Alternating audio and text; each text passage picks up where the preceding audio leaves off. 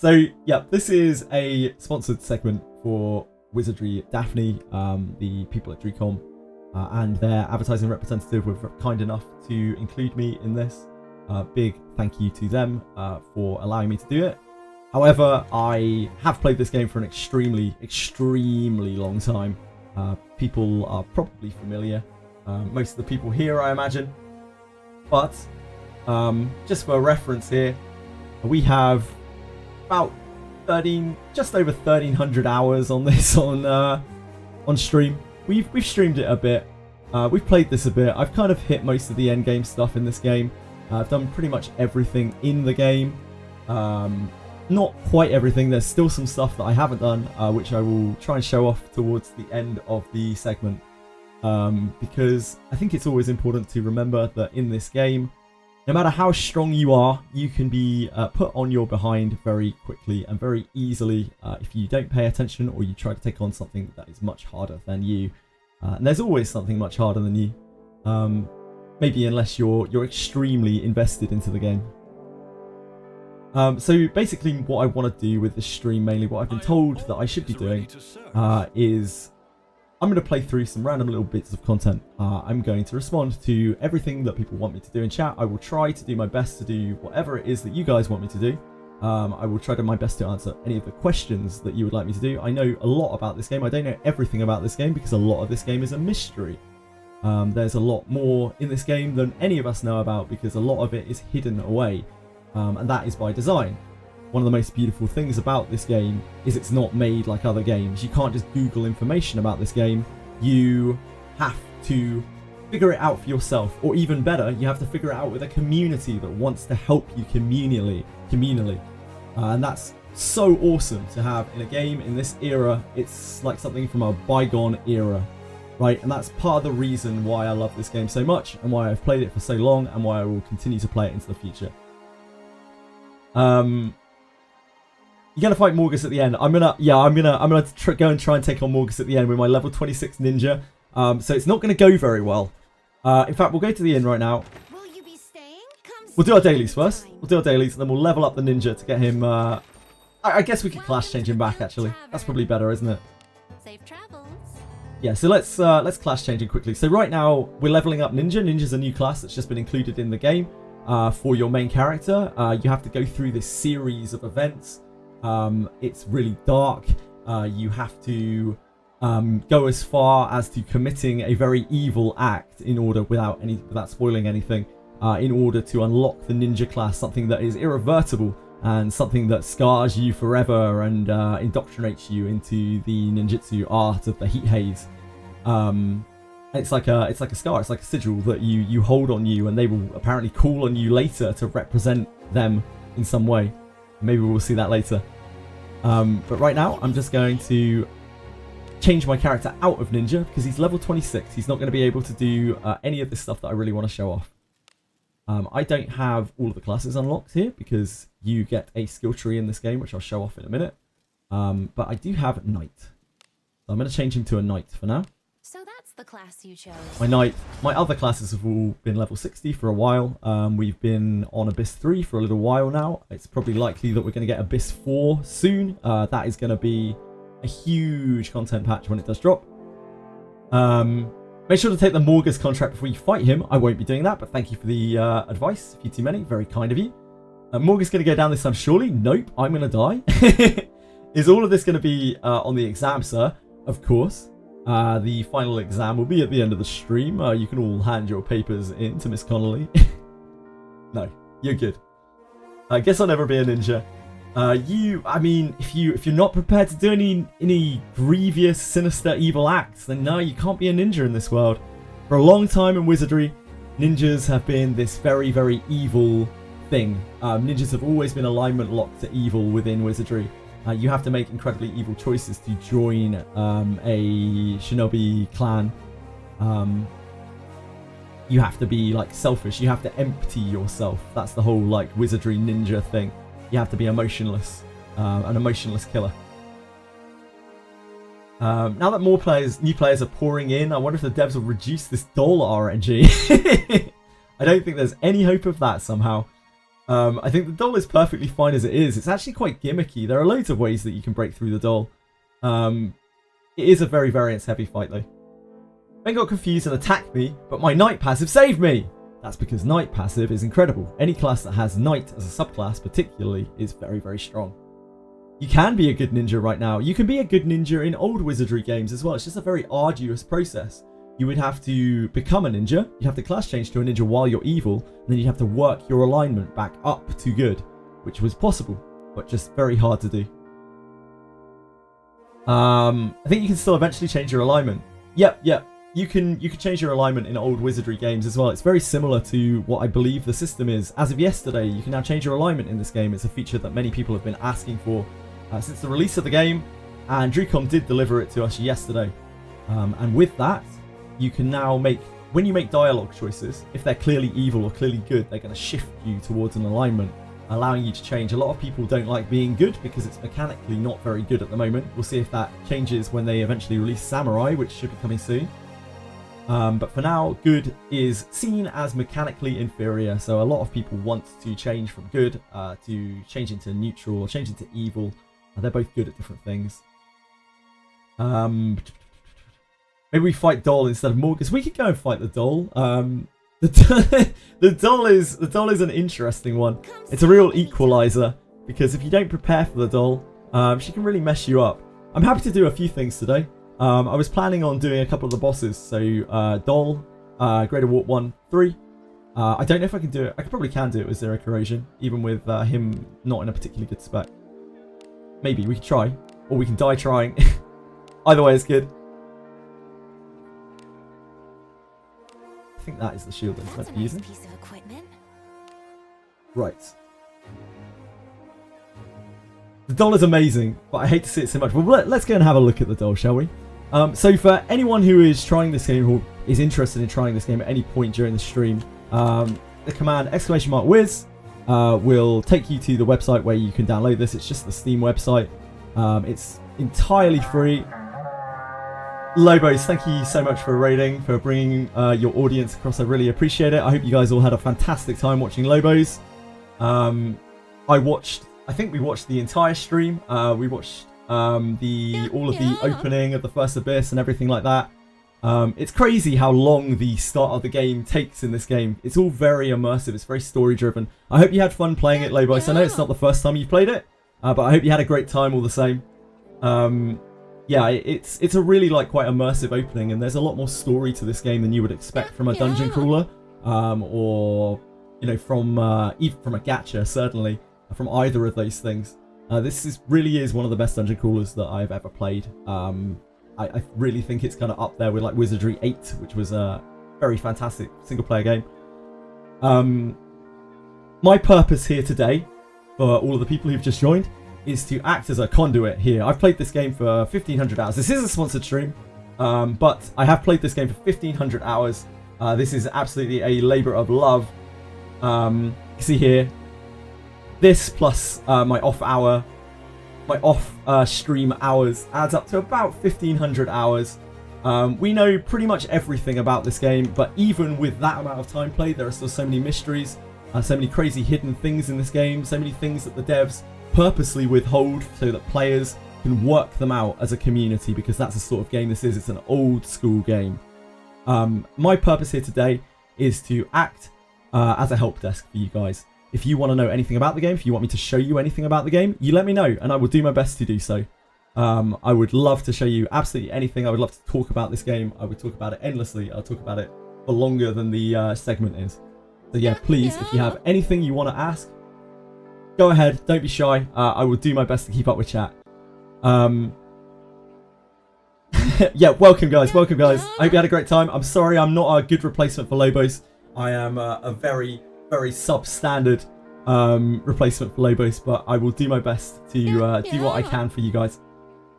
Got a raid and run. It's absolutely fine. Do not worry about it at all. I hope you have a fantastic night, man. Yeah, have a great night.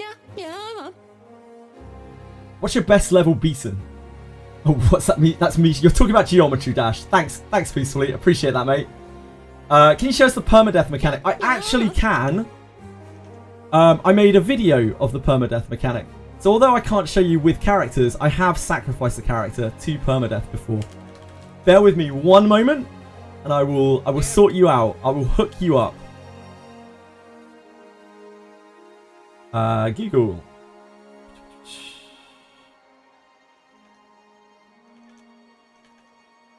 I know a lot of people are really interested in like the whole fact that this is permadeath. Reasonably speaking, this game doesn't really have permadeath in it, because if you... It only has permadeath if you ignore the warnings, right? If you ignore all of the warnings and you don't obey anything, you don't do any kind of reading, and you just ignore everything in the game, all of the text, everything. But technically, if you are reckless enough, you can end up killing your character.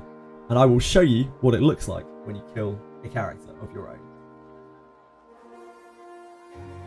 Okay. So when we were rezzing Mr. Stark, all of these failed at 0 fortitude. She got dusted every single time.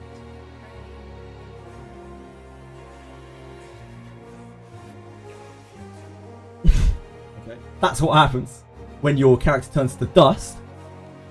When your character's dust, you can try to res them again. You should wait until they're full fortitude before you res them again. Oh, you can't see. I'm so sorry. I don't know why that's not showing. Shit.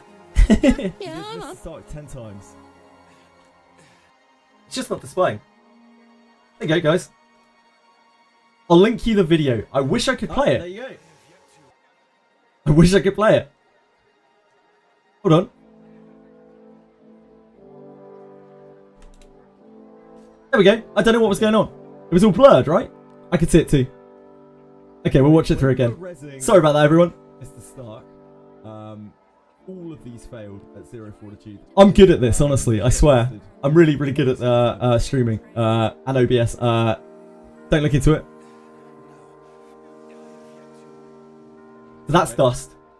When you res for the first time, they turn to dust if they are low fortitude. Here, it's giving you this huge warning, this huge red warning, being like, your adventure will be lost forever So 1. if you fail. We did Mr. Stark 10 times. And this is what it looks like There you go. when the soul leaves the body There you go. and your character's gone forever. No name thing. You get their tag back, their adventurer tag returns to you, and they are gone forever. And that is what the animation looks like. So permadeath is not a realistic thing in this game for most people. It shouldn't be something that anyone ever sees. That's probably the first time that a lot of people will have ever seen that. And hopefully the last time. But it is possible. If you're really reckless, the game will punish you for not reading. It will punish you for being reckless. It will punish you for trying to go outside of your lane and being impatient. And that's really the story of this game. Savor the risk is the tagline. And the tagline of the game is savor the risk, because you choose how much risk you want to take on, and you are usually rewarded for the amount of risk that you take on. But if you take on too much, you're going to find yourself with a dead party. It's going to cost you a fortune to resurrect them. And if you're really, really quick and you don't pay attention and you don't know what's going on, you can get your party permanently killed. Can you get them to join your party again with a new unit? Yeah, so you get lots of characters in this game when you summon, as you would expect from a sort of gacha style game. You can see here, we have played this game for 10 months. We have summoned a lot at this point. We have lots of copies of the different characters. We can bring them back at any point. So like, it isn't the end of the world if you lose a character, but you lose all the investment on them. In this game, you build your characters high. You don't build them wide. You can build a full roster, you can have multiple adventuring parties, but you're probably always going to have a main roster, and those characters you push very hard. When you pull on banners in this game, it's not a matter of being like, oh, I got a duplicate character, this character's useless. Ah, that sucks.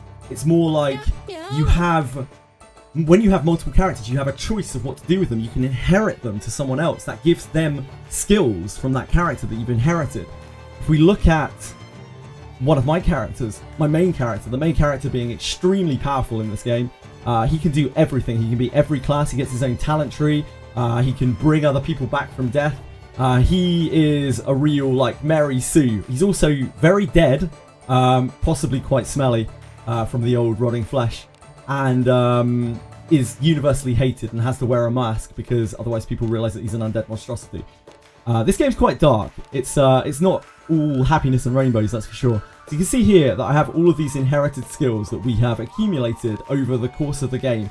A lot of these are different characters that we have inherited onto the character, or they are inherited from his different classes. And they all come together, and he can use almost all of these at once. So you can build characters very, very high in this game. You can see here as well, this is a list of the abilities that you can use in battle. It's multiple different classes all put together. It's really, so he is really super powerful. But you can also see on the rest of my characters, they have, similarly, I've invested them very heavily. These are legendary characters, but these are baseline legendary characters. Alice and Gerolf is his default name. You can name units in this game.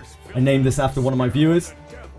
We played this as a channel point redeem originally, and I named it after the person who redeemed the channel points.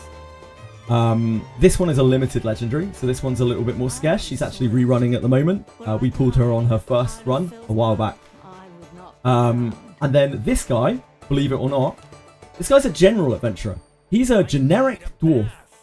I'm sorry, he needs a bath. They probably need a wash. They've been trawling through dungeons all day. I apologise.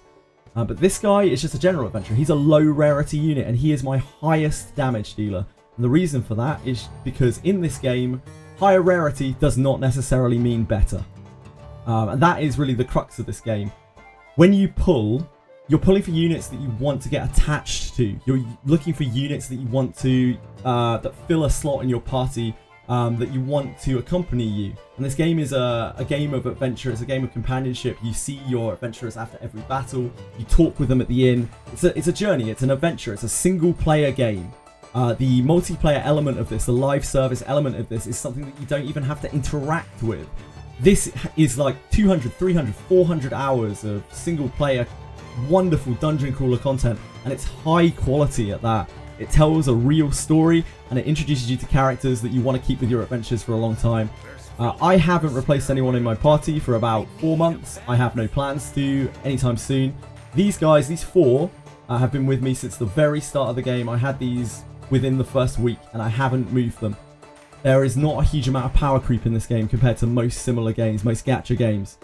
This is a game where you can keep your characters, you can build your characters, and you can help watch them flourish and grow for months, years maybe. Who knows? It certainly hasn't reached a point yet where I thought to myself, you know, I really need to replace these characters because I can't do the content anymore. Quite the opposite, in fact. I don't want to replace them because they're really strong and I'm super invested in them. So yeah, very anti-typical compared to a regular gacha in that respect. What else can I answer here? It's a lot of skills. How many character souls did I consume? Okay, so firstly, we're not consuming their souls, okay? We're giving them a nice little retirement party. This is the system, okay? This is inherit skills. This is one of the things that you can do with your adventurers when you pull them. You can inherit them to other characters. This guy teaches heavy attack. That's a very, very good, solid attack. So if we wanted to raise our heavy attack on here, we would have to inherit 5 of this guy. She's already at level 3. The first rank is 1 copy, and then it's 3 copies, and then it's 5 copies. It obviously gets harder and harder, but the attack gets better and better and better as you invest more things. It also costs more SP though, so you can use this less times in a combat. It is still balanced. It isn't like you're just getting it better and better and better and there's no downside, but it gives you the option to mark it up. Then sometimes when you summon, they can have this extra thing. This is about a 10% chance, I believe, for them to have this mark, which lets them inherit a rarer, more potent skill. In this example, this is an ability which allows you to deal extra damage with close and mid-range weapons. It's a very chase ability, and it's something that you can inherit to people who aren't fighters. Usually fighters alone get this. And that's what this game is all about. It's about building up characters and giving them skills that they don't normally have access to. And over time, you will just get stronger and stronger and stronger, and you'll be able to take on things that you couldn't take on before. And you'll be able to do all of this off of the free currency in the game. This is not something you have to spend a fortune on. This is not something you have to spend anything on. There are plenty of free-to-play players in this game who have cleared the entire game. In fact, I've seen people clear it with level 40 characters, low-level characters. I've seen people clear it with no-name characters. You know, the generic, the very most generic of the generic. The game is very hard, but you learn, and most of the power comes from knowledge and gear. And gear is good because it rolls all of these stats, and these stats are super, super hard to get elsewhere. Gear is something that you can get in this game through grinding. Grinding you can do endlessly because there's no energy in this game. If you want to play a couple of hours at the weekend, you can log in and just grind for a couple of hours. You can have some fun. You can maybe get some gear upgrades, and there's no like real importance to log in constantly. If you want to grind this game 16 hours a day, you can absolutely do that. You can go hog wild. The only thing that's going to stop you is if you fly too close to the sun and you get your characters killed. If your characters are killed, you need to wait to resurrect them probably, or you might end up having the same issue that we saw in that little video a while ago. Your character's soul may be released from its body. But there's no issue with that. You just have to wait until their fortitude, which is this little yellow number here, ticks up past 50. Once it has reached that, you're safe to resurrect your party. It will cost you gold though. It won't be free. You will have to spend your well-earned adventuring funds on resurrecting your characters. So even if you obey the rules, you're still going to be punished for misplaying, for going too deep, for trying something that is beyond you. But of course you're rewarded for that as well, because it means that you can push on, you can get better gear. So you've got this dichotomy constantly of like wanting to push further into the abyss, but also kind of maybe wanting to sit back and get a little bit stronger. Once our characters in this game are low-key busted if built well. Yes. So even the lowest rarity units in this game can be quite strong. The elf mages and the dwarf fighters, dwarf figs, and the human figs. They can actually be reasonably strong. You can use them in any party. And again, people have cleared every piece of content in this game with even the lowest rarity characters with quite low investment. Most of it is just knowledge of what they're doing. So that is something that you can only learn by playing the game and probably failing a number of times. The number of times I have died in this game is innumerable. Yeah, so beyond the inherit system, you can discipline characters, you can raise them up. This is a standard kind of dupe system that you may have seen in other games. And eventually your discipline goes up and your characters get stronger. They get little bonuses to all of their stats, and that mounts up over time. You can also dismiss your adventurers in order to get guild tags. Guild tags let you progress through the ranks in the guild. Let me see if I can find the right page. Training room. So this is the training room. This is where you can increase your guild members' ranks. This filth brings to mind grade up. unpleasant memories.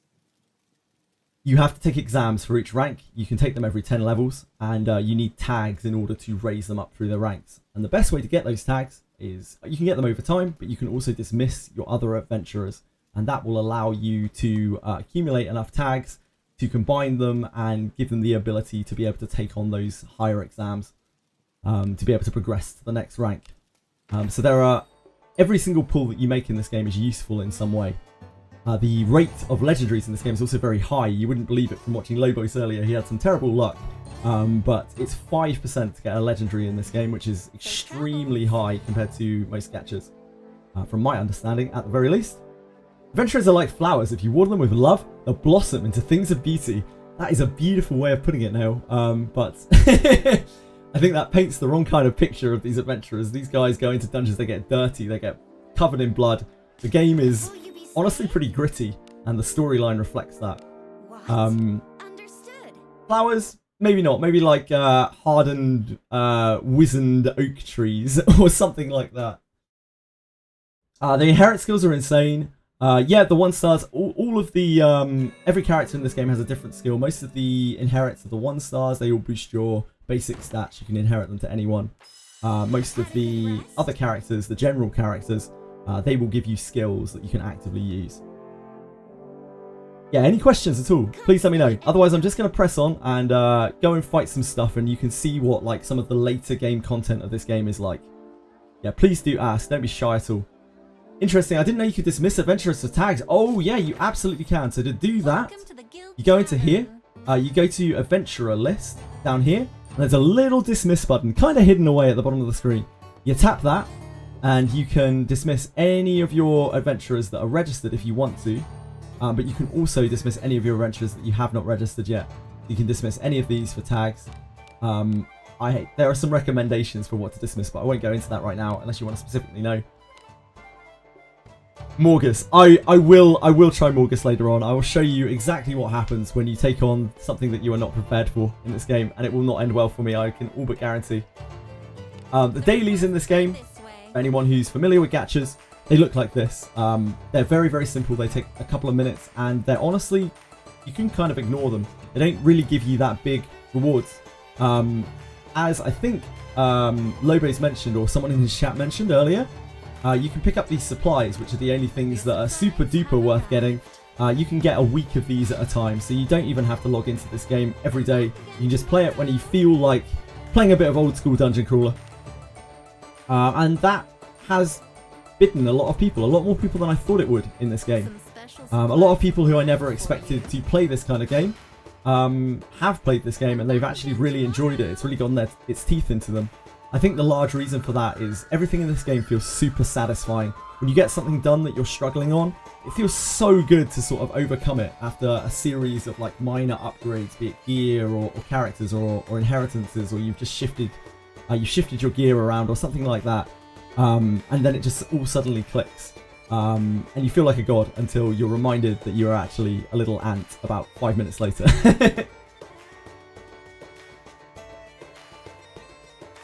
Yeah, please do check out the link. It's obviously free to play. There are microtransactions in this. It is a gacha game, but you can ignore them completely. There is, in fact, very little intrusion at all. There's very little intrusion at all. You can see here there's like nothing popping up on my screen or anything like telling me to purchase anything. All of the money is in here. And I have spent money on this game. I don't regret it in the slightest. Because I've got a lot of enjoyment out of this game, and I've been able to showcase things on the stream for lots of people. As always, you know, everything in moderation. There's no reason why you have to spend on this game, but if you wanted to, there are plenty of packs that you can buy to give yourself a boost in the game, or seek out something that you would want to. There's also a website you can visit. The website, by the way, also gives you free gems every week. You can find it here on this link. The first time you go here, you get 800 gems for free. You can claim another 50 gems every single week from here. You don't actually have to purchase anything to do so, but that is where you buy the gems if you are of a larger wallet size and want to really, you know, show off your wealth through the game, as some people do. That is a big thing in gacha games for some people, of course. But you do not have to at all. You really don't at all. This game is totally playable as a single-player experience. You can clear everything in the game. You never, ever, ever need to pay on this game. 800 buckaroos! 800 gems. No, I sounded 800 gems. Right, so I'm going to go and I'm going to play through, I think, to the doll boss. I think people wanted to see doll boss. So I'm going to need to wheel for this. This is a really interesting mechanic in this game. It's something that I haven't seen done in really many games because it's incredibly ambitious. There's a lot of time traveling stuff in a lot of games, but this is something else. There is continuity on all of these things. You make all of these different choices on each of these checkpoints, and it vastly changes where your playthrough is. And you can go back and alter these at any point and travel back in history and do something over and over and over again to try to get different results. There's so much content, like you will generally have to play through the abysses multiple times to see different outcomes, to see the different ways characters interact, to save characters from their untimely demises. It's incredible that they've managed to get this into a gacha, let alone a dungeon crawl, let alone a single player game.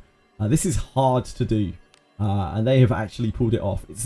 It wasn't without its bugs to start with, but they've ironed out a lot of them now. So to do what I want to do here, we're going to try to take on a boss, a specific boss. We need to go to, oh god, Ghosts of Yore, I think. That might be the checkpoint after it. We're trying to fight a specific boss called the Doll. We affectionately refer to it as the Doll. It's known as one of the real blocks in the game, one of the real gatekeepers of this game. The reason for that is because she doesn't really obey the mechanics of the game. She doesn't treat you like every other boss does. She doesn't care about your stats. She doesn't care about what you're doing to her, particularly. she just wants to charm and confuse you. She wants to inflict you with the most horrible status effects in the game. And they are the great equalizer. It doesn't matter how strong you are. If you get charmed and you can't answer it, you are going to chop up your own party members.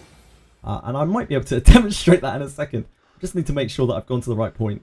It's been a little while since I've traversed back here. It's the one above. Oh, no, we might have to go up from here, right? Yeah, we have to go up through here. Yeah, that's fine.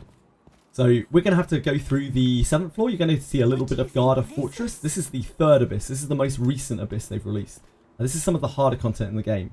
We're quite strong now, so we should be able to cruise through most of these random encounters. But this place, when I first came through here, I died so much. So much. I was out of action for days, just trying to regenerate my flames. And this boss kicked my ass repeatedly. And I think a lot of people in chat probably feel the same way. So we have Lanabe. She is a fighter right now, but she's mainly a knight. We've just class changed her. She is a very defensive character. She's this royal princess of a lost kingdom. All of the characters in this game died, and that's how you bring them back. I will show the summon animation later, although you probably already saw it on Lobos' stream if you watched that. We have Benjamin. He is from a mountain. He is from a mountain tribe of dwarfs who overcame a giant monstrosity monster after it killed his father. That's one of the storylines that we have looked at intensively. We're obsessed with Ben. We love Ben. We also have Alice. She's a dark maiden of Agora. She was a cultist, like princess almost. She murdered her family when she was young, and then she took on this cult. She took on this whole cult, and they all became disciples of her. Oh. What a great showcase of wizardry. This is what happens when you're not paying attention. We just got petrified. We got stoned to death. We were fighting Gorgons there. I wasn't paying attention. And they breathed stone on us. I was autoing. I was chatting. Because we ended the battle and we had stone on us, we died because we were a stone statue. We were no longer alive. So... yeah, you can see straight away, even when you are this deep into the game, if you're not paying attention, you can absolutely die at the drop of a hat. This encounter is actually pretty horrible. I will try to order it again, but I'll pay a little bit more attention. Agora took over her body. That is the dark god that she worshipped, to try to take her soul, and she had grown so powerful. She had grown so powerful that she was like, nah, actually, I'm going to take control of you. And now she just has this thing housed in her body. You can see it flickering on her. Her skin constantly turns dark. And she gets these runes and sigils all over her body. And her voice shifts down to this horrible distorted voice. I'll show you it in a second when we get out of the battle. This is Rene. She's a ninja. Ninjas can instantly kill things. She was from a lost tribe of shinobi. She is very evil. She loves killing. Who can blame her? And this is Gerolf. His default name is Gerolf. He's a dwarf who made a pact with a devil. And these guys together, they make up my core roster. They are what I use like 99% of the time. I'm very, very attached to them.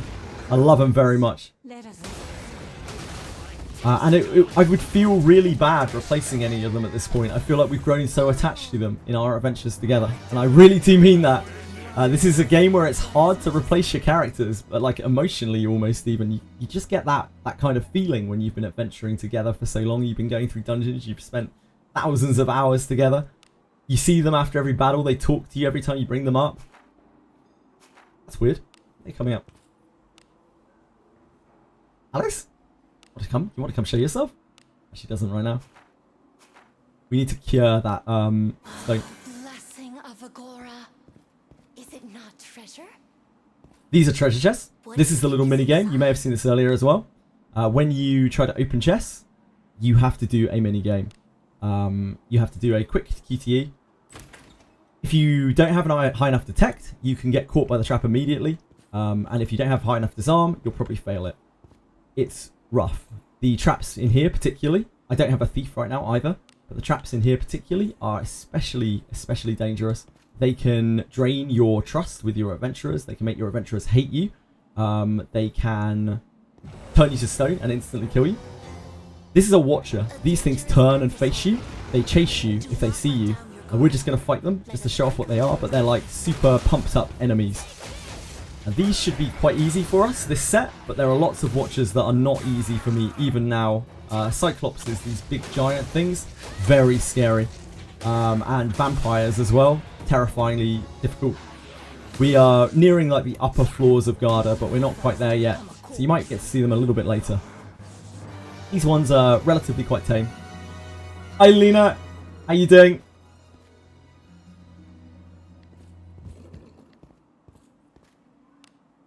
Right. This floor wraps around in a circle, as far as I'm aware. But it's been a little while since I've gone through here. Yeah, I hope your cat's feeling better, Lena. I'm sorry your little kitten's sick. I'm really, really sorry. Hope everything's alright. It's nothing too serious. This Necrocore, this horsey man, he has loads of insta-kill attacks. He has some really nasty, big, dark AoEs. We are probably strong enough that we can just go through this, but sometimes he will still instant kill us. When I was first going through here, we would have to... You can see that's still quite a lot of damage. We've also been swapped here and I didn't realise. The Minotaurs do an attack which swap your formation, and front row characters in this game usually use short range weapons. So when you get swapped to the back, they suddenly don't do any damage. And that's exactly what's happening with Benjamin here. He is suddenly struggling. We probably need to heal, or we can actually die at the back here. I don't think we can really do that much with what we've got going on. We try to kill this.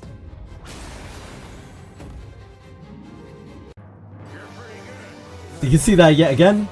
This stuff is still not easy for me, even now. It's still extremely, extremely difficult. Right, where do we have to go from here? Is it this turning? Heal these guys back up so they don't get one shot in a second. And then we will swap these guys back so they're in the right formation.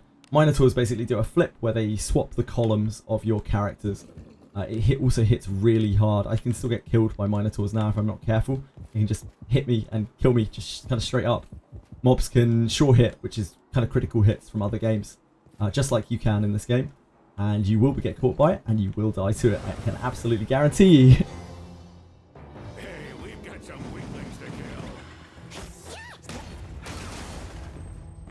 Again, if you have any questions or anything like that, please do ask away. I'm more than happy to answer absolutely anything. You see a Minotaur attacking you in slow motion. Yeah, unfortunately, the short hit rate comes in.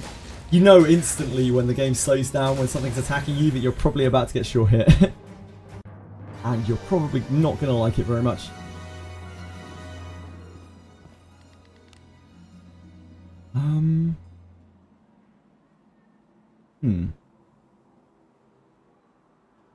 There's a way through here. It must be down there. Maybe we need to wrap around further. No, there's an extra segment over here, isn't there? Yeah, there's an extra segment. This floor is an absolute maze, as most of the places are in this dungeon. Ah, yes. This is a sentry. This has just spotted us. In this place, that means the corrosion increases. And the corrosion is fueling the greater warped one, which is the big scary demon thing. It's ahead of us. That is the thing that is making this place so messed up. I think this heals us. One of these heals us. It's been a little while.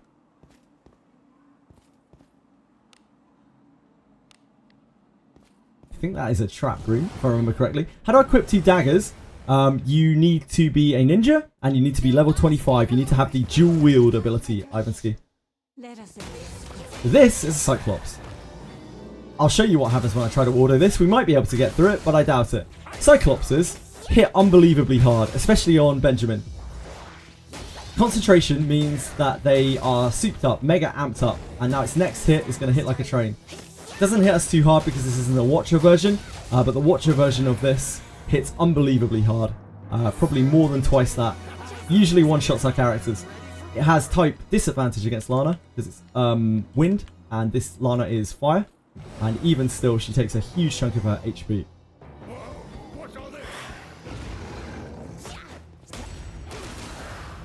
yeah, if you get to level 25, Ivanski, you shouldn't have any issues equipping daggers.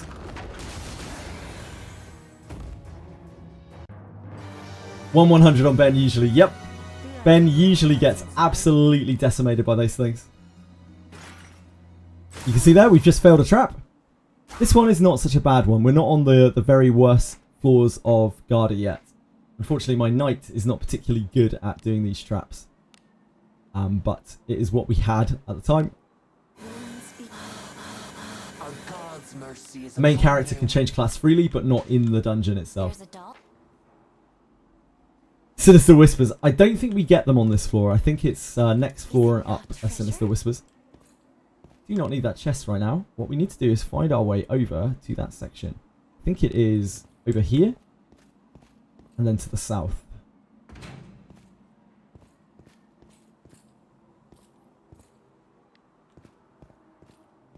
Garda Fortress came out a little while ago now. This place took me probably about, even with quite large streaming hours, this took me 2 or 3 weeks to clear through to really get everything out of. It's a rough place. I died so much on every floor. Almost every day we were struggling against our flames. When you die in this game, you might have seen earlier, you have 3 flames. They regenerate every 2 hours. And while you have a flame, you can use one to get all of your life back. To reset yourself and go back before the fight. Are there secret walls in this game? They certainly are. El Campesino. El Campesino? Oh, Elcal. You're going to have to tell me how to pronounce that. I'm so sorry. Yeah, there are secret walls in this game, especially in the later dungeons. The place that we just did, the ninja dungeon, that has secret walls all over the place. El Campesino. Yeah, it must be that, right? El Campesino? I'm so sorry for butchering your name. Please leave this town. You need not sully your hands. Let us quickly do away with this round. El Camp. Gotcha. El Campesino. Thank you. Thank you. I appreciate it. I feel very awkward not being able to say people's names. Some people are very attached to their usernames. Some people don't care, but some people are very attached. I don't want to insult anyone. We've just set off an alarm trap here. That's spawned enemies around us, and if we don't move quickly, we're going to get overwhelmed by them. Guy from the farms, El Campesino. Thank you, I'm sorry, I'm very ignorant. I'm ignorant of other languages, I apologise. Know a little bit of French, and that's about it.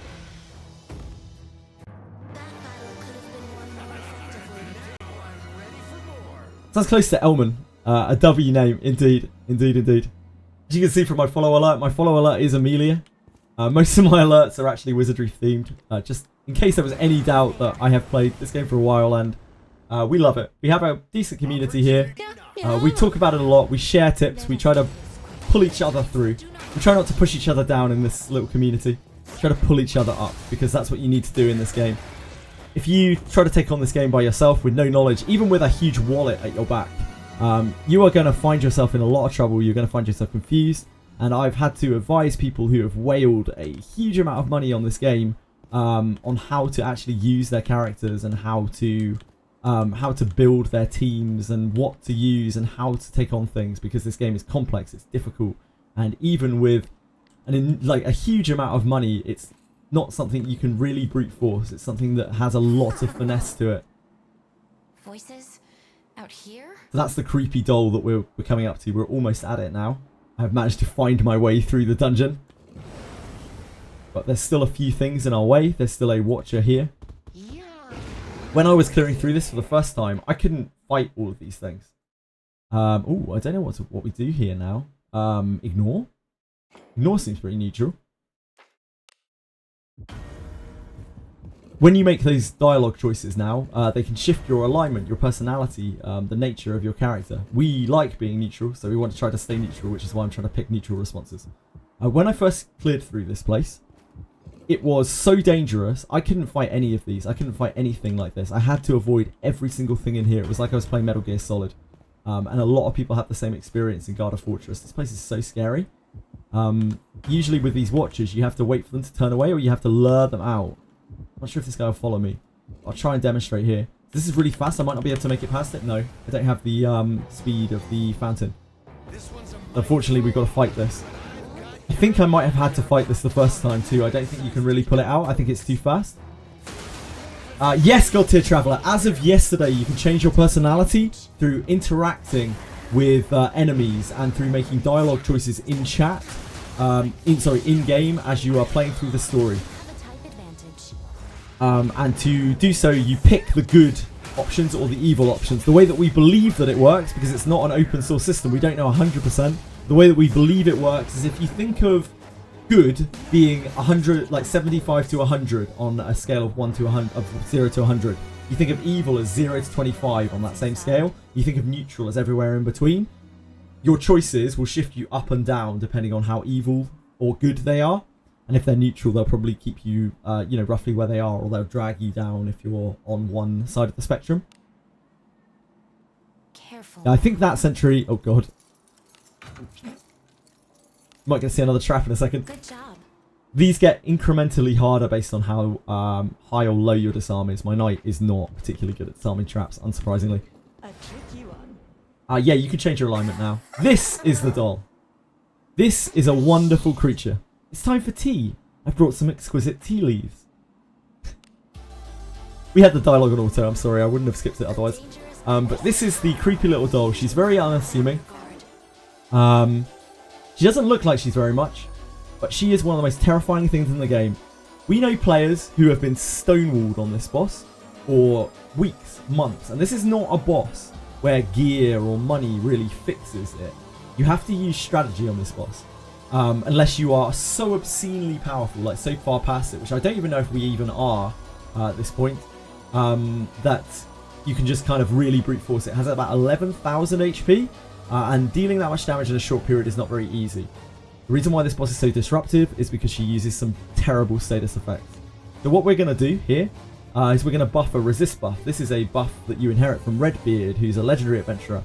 And he allows you, when you inherit him, he gives you the ability to use his unique buff, which gives attack power and resistance to align. Resistance is hopefully going to help us resist what this doll is going to throw at us.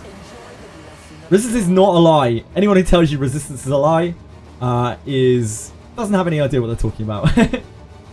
Resistance is a mitigation tool. It isn't something that's going to give you immunity to effects, but it's going to help you resist them. And there's a big difference between 2 members of your team getting charmed and 6 members of your team getting charmed. Renee is going to do the same thing. She also has Redbeard's inheritance. We're going to try to get this resistance buff up, and we're going to hope that it's enough for us to be able to fight this thing and not get too charmed out of existence.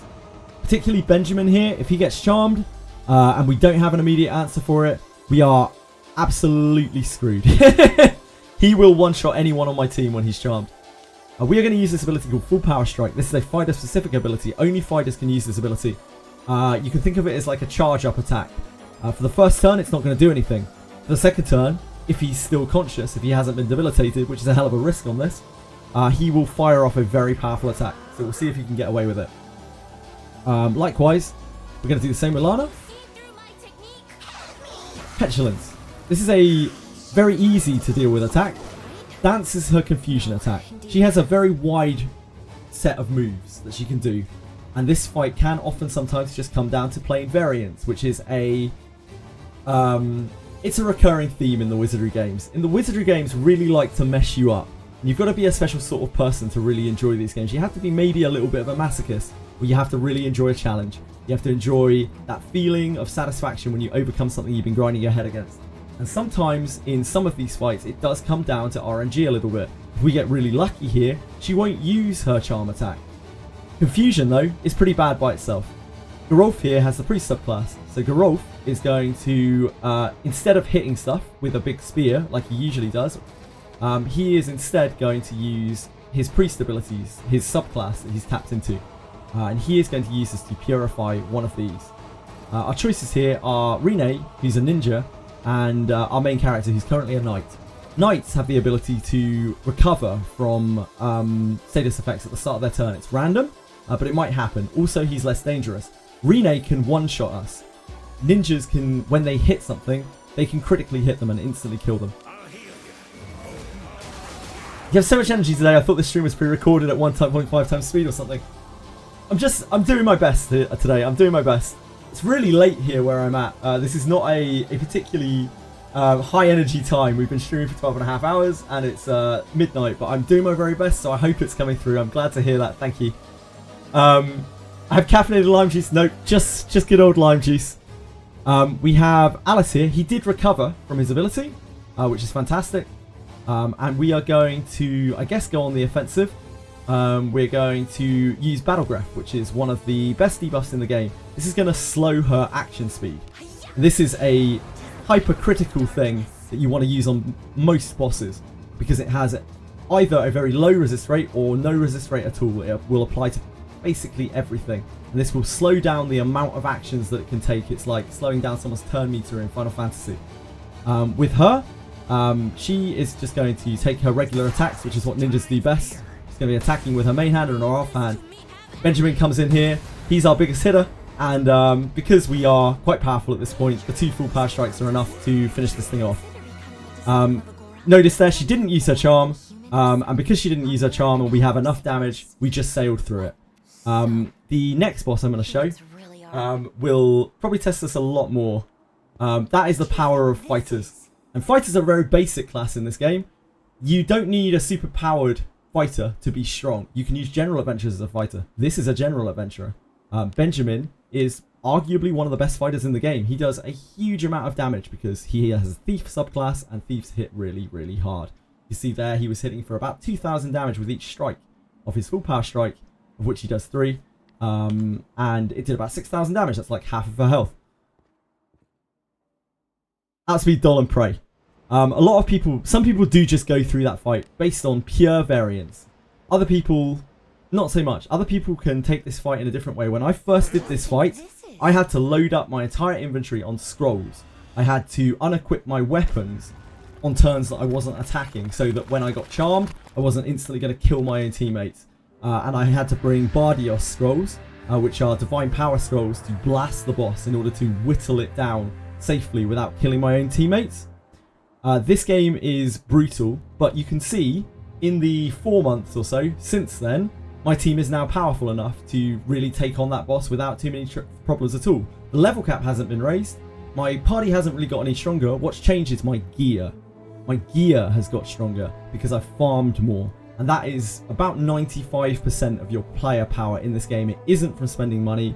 It isn't from having all the characters, all of the modern characters, the flashy characters. It's just from gear. If you grind in this game, if you like grinding, if you enjoy grinding, you can be on a pretty even playing field with people who are spending a lot more money than you. Not that it really matters because it's a single player game and you're playing through it at your own pace anyway. There is no pressure, there's no competition, there's no need to keep up. You progress at your own pace and you feel good when you get there. Sometimes you come back and you show yourself how far you've come, like I've just done here. I was surprised at how fast we killed that. Feels absolutely amazing, like to be able to come back to something that we struggled on so much and just blast through it like that. It feels so liberating. Like hands up in chat if you struggled on that boss. I know we have a lot of people here who have played this game for a while. I'm sure it's going to be basically everyone who has been here. Very few people have like eked their way through that. It's just so hard. When you're dealing not that much damage, it's so hard. She will have at least 4 or 5 turns. She can charm you every single turn. And you have to weather your way through it. Even the confusion is bad enough. I like the Legend of Grimrock style dungeon games. Of course, of course. Anyone got any suggestions for games like that one? Single player games specifically. I preferred Legend of Grimrock 2 to Legend of Grimrock. I don't think there are many games that are like super similar to that grid style gameplay. This one, I mean, is fairly similar to that in a lot of ways, but it's entirely turn-based combat. Obviously, Legend of Grimrock is a little more action-packed. So not exactly the same, but this game could certainly maybe scratch the same itch. You might want to give it a try. There's also Wizardry Mad Proving Grounds remake if you're looking for something that's strictly single-player. That came out a few years ago now, and that's a pretty decent like single-player version. It's similar to this. I don't think it's anywhere near as good as this, but if you want a strictly single-player version, you could take up something like that. We're going to have to wheel again here. We're going to go to the inn, we're going to have a little quick rest, and then we're going to take on something considerably harder than that was. So we're going to go to the Greater Warp one itself. you might remember I was saying that this thing is fueled by the corrosion that is spread through Garda Fortress. And we are going to try our very best to take this thing on when it has all of the corrosion held inside itself, and thus it is at its most powerful. I was only able to clear this just very recently, and it's a very interesting fight. It has some strange mechanics to it, which really set it apart from the other bosses in the game. Something that you need a lot of damage to be able to push through. You don't need to do this to complete the game, to clear all the game's content, to see all the game's content, but this is one of the many specific little challenge bosses, like super bosses if you will, that are scattered throughout this game. Because this game has so much extra stuff that you wouldn't ask for, stuff that you wouldn't really expect in this type of game, that's scattered around, and it's a lot of it is very hard to do. It's something that you can constantly aspire to. We're going to show you something else towards the end of the stream that I still can't do now. It's still way beyond what I can do. And if you didn't like me cruising through the doll, you're probably going to love me getting absolutely obliterated by the character in question. Right, so we've rested. We are good to go. We can head out to... We need to use the cursed wheel again. I think we triggered a sentry, right? So we need to trigger this back. Yeah, we were spotted by this sentry. So here we're using the cursed wheel to change the course of history, because we've done this before. We've done all of these choices before. We've played through this quite a few times. So rather than that corrosion sentry spotting us, we don't want it to have spotted us. That means that the Greater Warp 1 is going to keep all of its corrosion inside its body. So we're going to head up to this checkpoint. This is the last checkpoint, the very last checkpoint before the final boss of this place. Just for reference, you know, this is spoilers of The Last Abyss. I don't think there's anything that's like super story critical here that's going to really ruin your experience. But, you know, just in case, this does have spoilers of the last boss in it. But of course, this is just the boss of this abyss. Every abyss has its own boss, and we will, before too long, be getting the fourth abyss, which will be full of incredibly scary stuff, which I no doubt will die on over and over and over. My favourite streams I've done on this game are where I've been progressing through the new abysses, trying to work out everything, trying to, with everyone in chat as well, trying to figure out between us like how to get through X content. The feeling of community in this game is absolutely fantastic. And we try our best to perpetuate it and keep it going as much as we can. This is a fountain. I don't really need to do this, but these are scattered throughout the dungeon. These will let you heal up usually on very critical floors. Not always before a great challenge, but sometimes before a great challenge. If we interact with this, we're going to use up the fountain. You can only use them once per clear. And you can see here we actually have a dialogue with Benjamin. When you go to campfires, when you go to taverns, your adventurers want to talk to you. They want to interact with you. They want to learn things about you. And they want you to answer in certain ways. And depending on how you answer, if it aligns with the character, it can increase your companionship with them, your trust with them. And if you say something that's really against their alignment, against what they want, then they're gonna, you know, they're not gonna care for it. They're gonna dislike you. They're gonna grow to dislike you. When a character likes you, they will do all sorts of things for you. They'll treat you differently. Their whole demeanor towards you changes. They'll start treating you much nicer. They'll treat you with more respect. They'll take traps for you. They will stand in front of traps and be like, "Don't go there. Wait, stop," and stop you from treading on a trap in a dungeon because they can see it and you can't. And eventually, with some of the characters, it will unlock their companion quests. And when you unlock a character's companion quest, you can go through a segment of storyline. It's like a personal story with that character, and you can grow even closer with them. You can experience a journey which will forever change them. For instance, here, Geralf, after his, without spoiling too much, after his companion quest, he gets these flaming hands. His eyes change colour, and that is because he has taken on this new power that he gained during the story. It doesn't have any kind of gameplay impact. It's not mechanical whatsoever. Nobody would know if this kind of stuff wasn't in the game. Nobody would have asked for it, but the fact that it's here is so good. It feels amazing because it feels like you're actually in an adventuring group and you are traveling with these characters. You're getting to know them and you are flourishing with them. You're growing stronger with them. So what do you want from your bond mates? I'm guessing for Benjamin, this is probably going to be strength rather than intelligence or looks. I can help you with. I won't lose to anyone in a contest of strength. You actually won't, Benjamin. You're an absolute beast. Until such a time as we part, I will wield this power for you. I'm Ben, nods approvingly. The reason why this guy is called I'm Ben, why we've nicknamed him I'm Ben, by the way, is because when we summoned a bunch of copies of Benjamin to build this Benjamin, he says, I'm Ben, over and over when you summon him. I'm Benjamin. And because we were spamming through, it became a bit of a meme. As we just heard, I'm Ben, repeated about 30 times.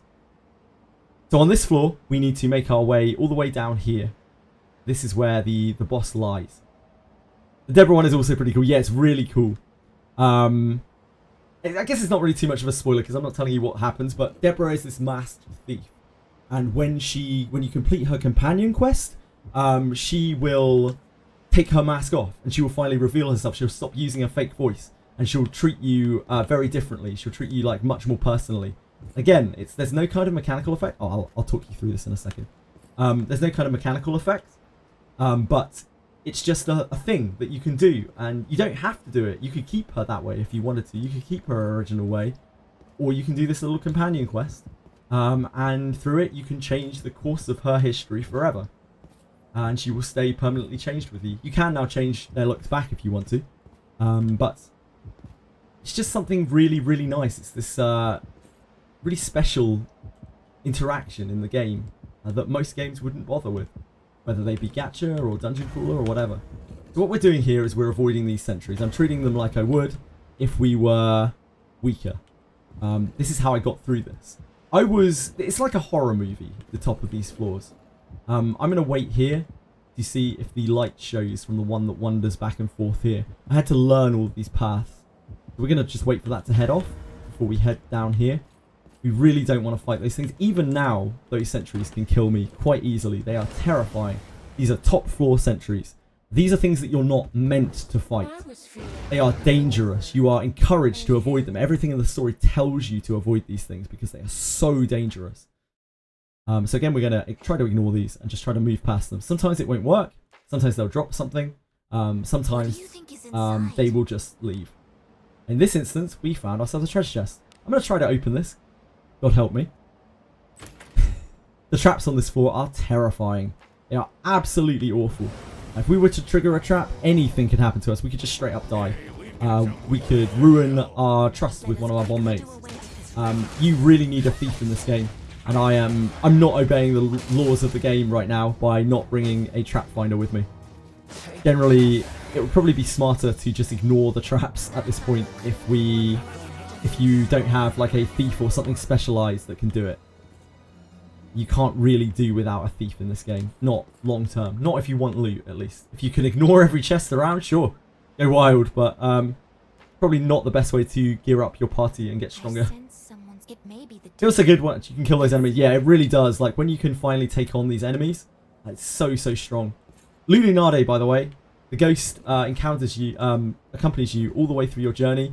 And as you learn more and more about her, it turns out she's not a sweet little like Na'vi companion who guides you in the right direction. She's really messed up. Like she's lost a lot of her humanity.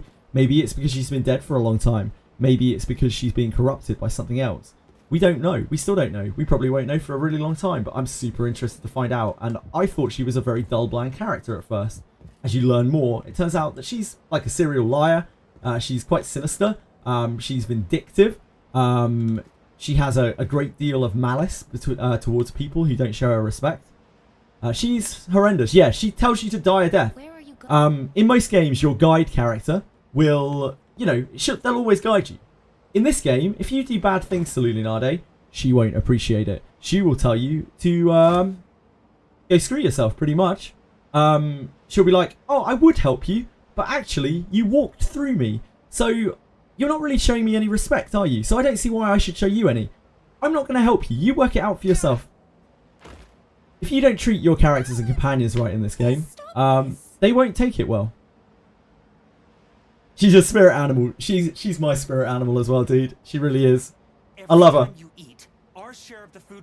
Lily's an amazing wife to you. I'm not sure she would be. I'm actually going to skip through this. Not because I don't want to talk through the story, but because I don't want to ruin the story here for people who might want to see this. Oh! I've actually screwed it up, haven't I? No, I haven't. No, I haven't. Alberio, the culprit.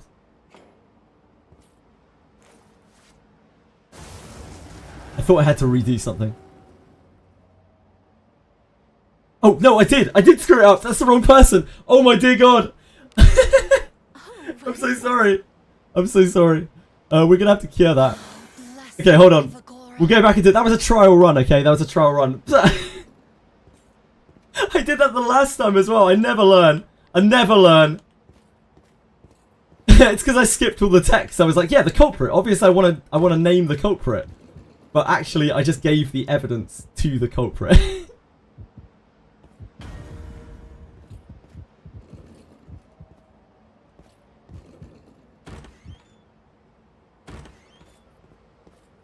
Whoops.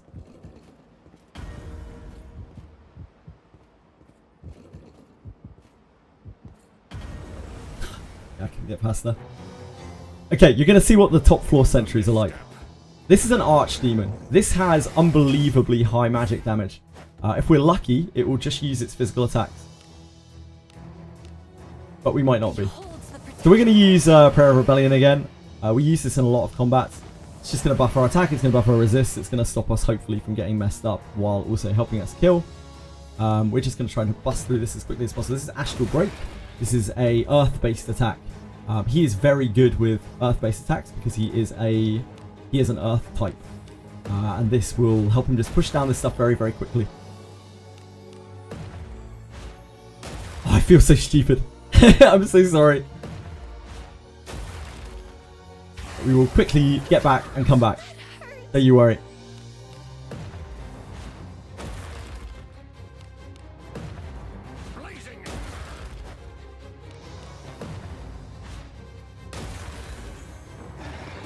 So he decided not to use any of his horrible magic attacks, which was fortuitous for us. Try our best to open this. Good job. And you can see, like, because I'm a knight, I'm not a thief. The bars are quite small. They actually get a lot smaller than that. Those are quite generous chests. Oh, I can't quite squeeze why. This is the Cyclops. This also has a vampire with it. And these succubi can charm. So this, again, potentially has the has a chance to kill us. Every one of these encounters has a chance to kill us.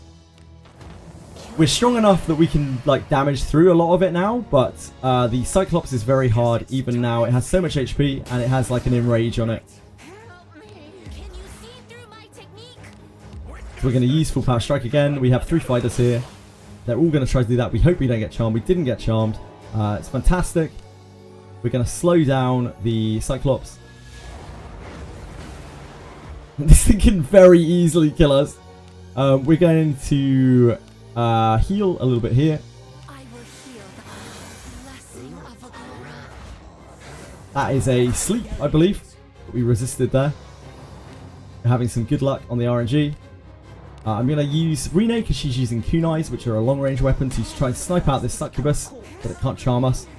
And then I'm going to Full Power Strike with these guys. Try to push down this and hopefully not extend it into concentration. But I have a feeling it actually will, especially after that huge crit. So we need to stop it from acting now, because if it acts, it will probably kill us. So we are going to try to delay its turn. We're going to do that with Delay Attack. That has slowed it down. It did land, so it slowed it down the turn order. So we live to fight another day. That's this thing. When you're not as strong as I am right now, you have to use all these tips and tricks constantly to be able to get through these fights. It's really not that easy. These things I couldn't even begin to fight the first time that I cleared through here. It was terrifying. Best fight in the game. What? Cyclops? See my kunai? I will show you my kunai, sure. What is it, my lord? My kunais are here. This one took us about 21 days to farm. These both took us 21 days to farm. That was how long it took us to farm these kunais. They are extremely exotic weapons. We farmed them on stream over 3 weeks. Some of the drops in this game are extremely rare. And they take you a long time to get to. We are going to take the portal out of here so that I can make up for my horrendous mistake. Again, if you do have any questions about the game or anything like that, or you'd like to download the game, you can check the game out here. It's on Steam. The Steam client is extremely stable. That's what I'm playing it on right now. It's also available on mobile. It's available on the Google Play Store and whatnot, Apple Store, and it is apparently as good on mobile. Although I have not played it on mobile myself, other than a little bit here and there. I don't think I've had the full experience. So this is going to portal us back, and we are going to be able to get out of here. There's a chest right here. We don't need that chest right now. What is it? I need to return. I need to fix my mistake on the wheel, and we will quickly go back, and we'll all act like nothing happened, because I definitely didn't make a very stupid mistake. See, Gerolf wants to speak in the inn there. I'm not going to show that off right now because we're just trying to do this. I'm going to rest at the inn. Sorry, he wants to go to the tavern. You can go and have a drink with him. In fact, we can show that off quickly. It's kind of a cool thing. It's a real, like, team building thing. It's similar to the campsite scene, but it's set in a tavern and you get to drink with your companions. It's just a very, like, wholesome kind of, we had a horrible adventure, let's relax, let's blow off some steam kind of thing. Oh, we rest at the inn. Sorry. Resting at the inn stops it. We'll get another one later. It's fine. Safe travels. Doing everything out of order. My apologies. It's as gloomy Right, as so always. we need to curse wheel again. We made a slight mistake, a small lapse in judgment, and that was, yeah.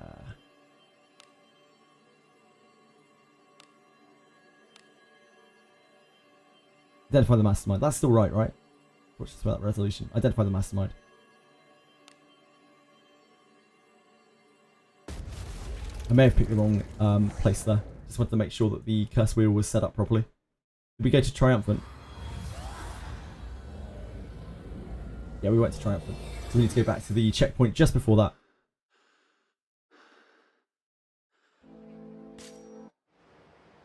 It's as gloomy as always. Here we go. So we just need to clear through that floor again. We'll do the stealthy thing again. And this time I will choose the right dialogue option. Because I have played this game before, honestly. Yes, I'm trying to do zero corrosion. I just messed it up, Strider. I chose the wrong dialogue option. An absolute idiot. Daggers. Daggers are much easier to get for starters. 21 days for a red kunai is crazy. I recently picked up Rene. Definitely looking forward to that grind. You have to be a special person to enjoy that kind of grind. Daggers are much easier. Kunais are just extremely exotic weapons, and it's clear that the designers wanted to keep them that way. It's the same with katanas as well. They're just extremely exotic. We have swiftly dodged Cyclops. We're just going to wait here for a second for this to show. We'll see the light, and once it turns, we know that we can push through. Yeah, rare gear is something that they have definitely experimented with in this game, and you know, it's not for everyone. Some people want to get everything. This is not a game where you get everything. This is a game where there's so much stuff that I don't have that would take so long to grind. It's important that you aim towards the things that you want to aim towards. Yeah, you can get loads of daggers in Labikin Prepare to Cry. Absolutely, it's incredible there for daggers. Unfortunately, you can't get staves in Labikin. Labikin is a recent area that came out attached to one of the story NPCs. And you have to clear through and ally yourself with these mountain elves. And in doing so, you have to clear out a whole bunch of magical nasty beasties. And it's one of the best farming spots in the game currently. Oh, yeah. For people who do not know, there are a lot of places you can grind in this game. There's a lot of choice. It's not a matter of just going to one place and it being the de facto best spot. It depends what you're looking for and what you want it for. And how powerful you are, whether you can take it on. As farming efficiently in this game is probably the most important thing. sometimes lower grade gear ends up being much better than higher grade gear just because you can farm a lot more of it and you can get better stats on it. So we're going to step into mediate. Once again, I'm going to skip through this, but I'm going to pick the right dialogue choice this time. Someone is there. Someone appears to be there. You made it this. Oh.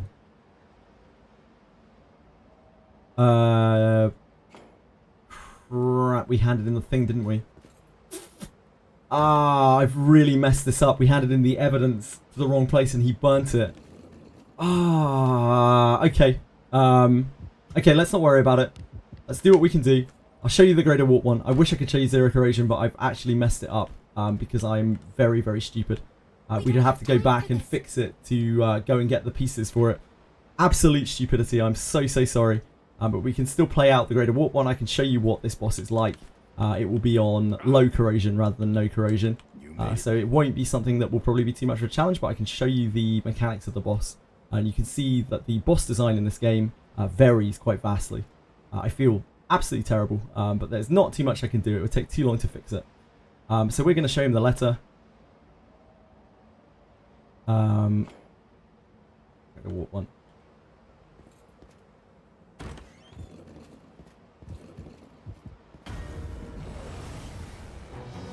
This is something that I have killed a lot of times. This is the other formation of the Cyclops. This thing equally terrifying.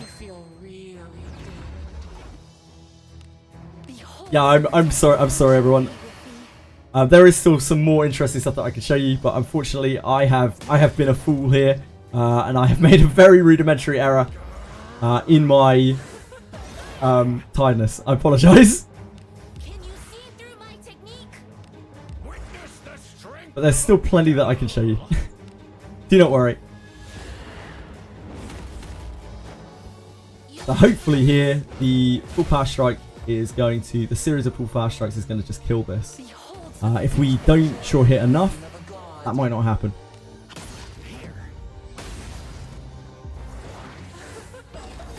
Abyss 4.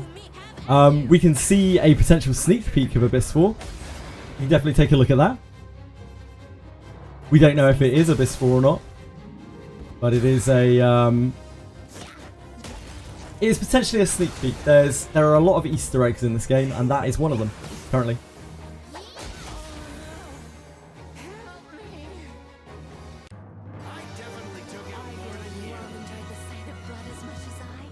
So again, this tower doesn't have corrosion in it, but unfortunately, because we didn't identify the mastermind properly, we don't get to do anything. We don't get to fight the very scariest warp one. When you walk through here, this terrified me the first time that we did it. When you walk through here, everything gets gated off. Then you have to fight these horrific little beholder things. We affectionately call them Fred for some reason. I don't know why, but we do. These things, when you first fight them, they are legitimately harder than the Greater Warp one. They are absolutely terrifying.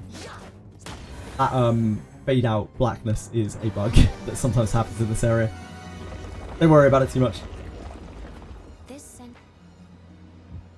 What is this? And then we have to interact with this. This is the power of the right hand reversal. There are so many things that we can do with our right hand in this game. This one in particular allows us to move and control these golems and send them through walls and to activate switches. It's like some Zelda stuff, you know? It's Zero but not resolving the mastermind. When you don't resolve the mastermind, you don't get the full boss. I only found out recently, by the way, that you don't have to stall this out. You can jump down here. Little things that you don't realise for a really long time. You can just jump straight down to aid the knights. And I had no idea. I only found this out through someone else telling me. Which is how we find out all of the information in this game. Everything is a secret until the community figures it out. Again, that is part of the reason why this game is such a blast. You get to play it with... Although you're playing it by yourself and it's a single player game, you can work with loads of other people to help you get through the game by figuring different bits and pieces out and discovering the mechanics of the game. And without that community, without getting other people to help you, if you try to just take this on by yourself, you're probably going to feel really lost. You'll get through it. You'll get there. It'll just be a lot slower. And some people will enjoy that experience, finding out everything for themselves, but others will enjoy this community aspect of the game.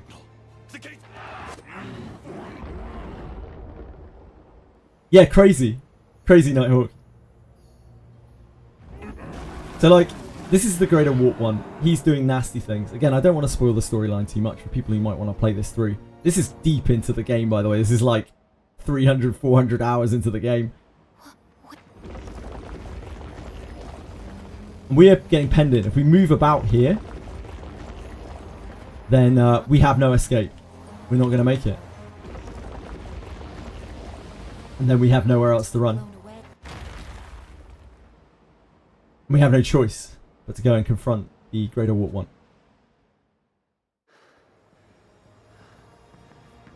This, when I first did it, very, very scary. Very, very, very difficult. Probably won't be too much of a challenge now. Even the zero corrosion, we are at a point in our damage where we can kind of just overcome it now.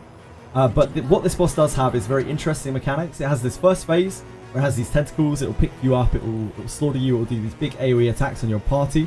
Sometimes it gets a really nasty attack pattern where it can still kill me now. The boss battle music is amazing in this game. The whole soundtrack, honestly, is amazing. It has the same composer as Final Fantasy Tactics, I believe. Oh, we are swapped here. Whoops. We should probably swap back. We must have got flipped by a Minotaur. So the first thing to do here is to take out these arms, because they're going to cause us a lot of trouble while we're trying to whittle down the warped one. The left arm is quite squishy. The right arm is defensive, so we need defense breaking effects to be able to really harm this. Rene, who is a fairly squishy damage dealer, doesn't like hit for huge numbers. It's just going to take out that arm, and we're going to send the fighters who are going to deliver these huge massive hits against the right arm. This is all stuff that we had to work out when we first came through here, by the way. There's no guides for anything in this game. Guides are incredibly hard and time consuming to write because they're everything is so complicated. You pretty much have to experience everything firsthand or get people to help you with it. Get pieces of advice from people. Damage is getting through because the gatekeeper is resisting the apparatus. But it's... could it be that much stronger because there is no corrosion inside the fortress? This is the real power of... I don't think this actually is zero corrosion. This is just low corrosion, I believe, because we didn't do the right thing. I'm pretty sure. And I think I know that because it hasn't taken an action yet. So we're going to use Morlus here. That's going to reduce the defense on this, which should allow it to die. Yeah, this is not zero corrosion. Otherwise, we would have taken a much bigger chunk of damage. Still hits pretty hard, though. It's no joke. So we're going to use a group heal to top the front. I will heal the blessing of Agora. We are going to continue to whittle the left arm with Rene. Yeah, this is not zero corrosion. These have probably double that amount of life. So he throws a golem at us, and we can use that golem once he is knocked down to deal a whole boatload of damage to him. And that's why this fight has really interesting mechanics. This whole fight is around like opening the door and keeping it open, because the moment the door closes, he goes crazy, he goes ballistic, he enters this rampage, and he slaughters your whole party. The reason why zero corrosion particularly is so difficult is because it has so much HP. You have to deal a lot of damage to get there. It also deals a lot of damage, but that's the least of your worries. It's just trying to chip through this amount of damage. Here we shouldn't have any problems hitting this. You can see we have the option of right hand of reversal here in combat. That is because we can interact with the golem, but we're not going to do that right now. We are just going to chip away at this. We're going to try to stack armor break to stack a second defense down on this so we can hit it even harder. Unyielding Will is an effect which buffs up its defenses and strips all of its debuffs. So the debuffs I just applied have been rendered completely useless. Ninjas have the ability to dispel these buffs with an ability called Dissipation, which we're about to use. So that is going to strip that away, but unfortunately the debuffs we applied don't come back. She still has a mace on. Yeah, she does, Waspy. Don't worry about it, it's fine. So we're going to just try to blow through this guy. We can't use the golem yet, so we're just going to reapply the Morlus that got stripped off a second ago. It's going to again reduce its defense. We can swap to the arcane staff since Waspy has told us that we are on a mace. I use mace for auto battling with her because it never misses, and this thing can confuse. It's a very cool weapon. But for boss encounters like this, you want her on a staff because that means that she is going to have way more divine power, way more magic power. She's going to be better at doing the things that you need her to do in a boss environment. We're going to use Battle Graph here to slow it down. Again, this is useful on basically every target in the game. Even though the evasion aspect misses, the action speed aspect will almost always hit. And then we're just going to proceed to slam into this as hard as we can. As you can see, this boss has a lot of surety resistance, which is stopping a lot of my sure hits. Surety is very good stat in this game. It allows you to essentially critically hit, do a lot more damage than you normally would. But this boss particularly is very near immune to it. It has a lot of surety resistance, a whole lot. I think it increases as its corrosion goes up, if I remember correctly. So now we can use the right-handed reversal to activate this golem, send it into this thing, smash it up, deal a whole boatload of damage.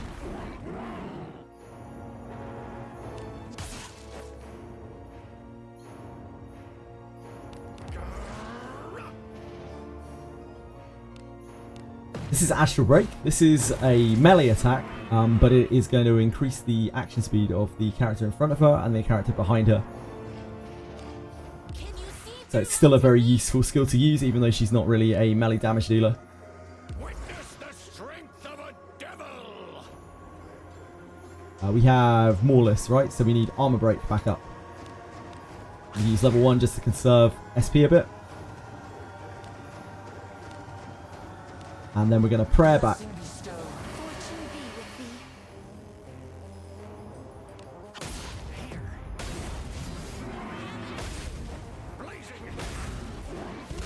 We knocked it down again immediately. You can see the door is reopened to the maximum amount by knocking it back down. And we're just going to try to continue. Astral Break really didn't hit very hard there. That has a surprising amount of defense. Can you see through my technique?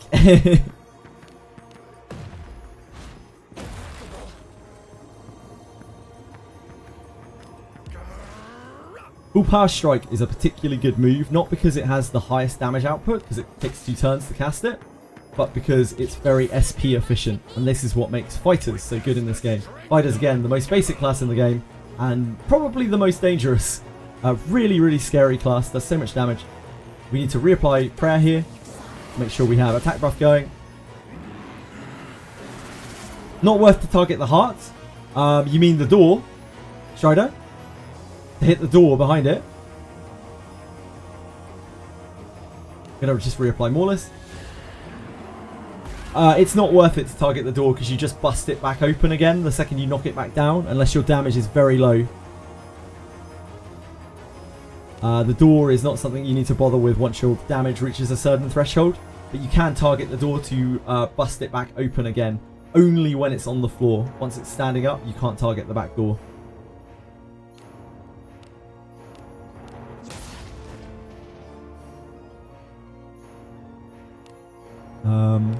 We have 1 turn of this, 3 turns of this. We probably want to battle graph it again so it's slow. Yeah, you have to use a range attack or sneak attack. Something without range penalty. Yeah. So this boss has about maybe half or 2/3 of the amount that it has when it's on 0 corrosion. The fight is a lot harder and it has much higher stats across the board. Unfortunately, I didn't get to showcase that. I would have really liked to, and I'm so sorry. I just screwed it up in the heat of the moment. And in this game, again, when you make mistakes, the game punishes you. You have to go back and do things to remedy your mistakes. And I just don't have time to do that right now. Not within this segment. But we have other things that I can show which are probably more interesting than this. You're definitely going to get to see me die. I can absolutely guarantee it. In fact, you already saw me die to a random enemy pack that I wasn't paying attention to. But you're going to get to see me really die. In what I think is one of the coolest areas of the game. Again, it's a very extra area. It's not somewhere that you would really expect for them to include. It doesn't actually really serve a purpose in the game. It's just there to build the lore. It's there to build the world, and it's there to be super cool and a place that you can optionally explore. It's hidden away really well as well. It's hidden behind a long quest line. The Heat Haze boots can go to what rarity? Can they teach 4-star or 3-star? I think you can get Fey Junk. These are the new... this is the new dungeon. So I'm not 100% certain on this, but I believe you can get Fey Heat Haze Junk, which will drop up to 4-star and up to purple rarity. God tier traveller.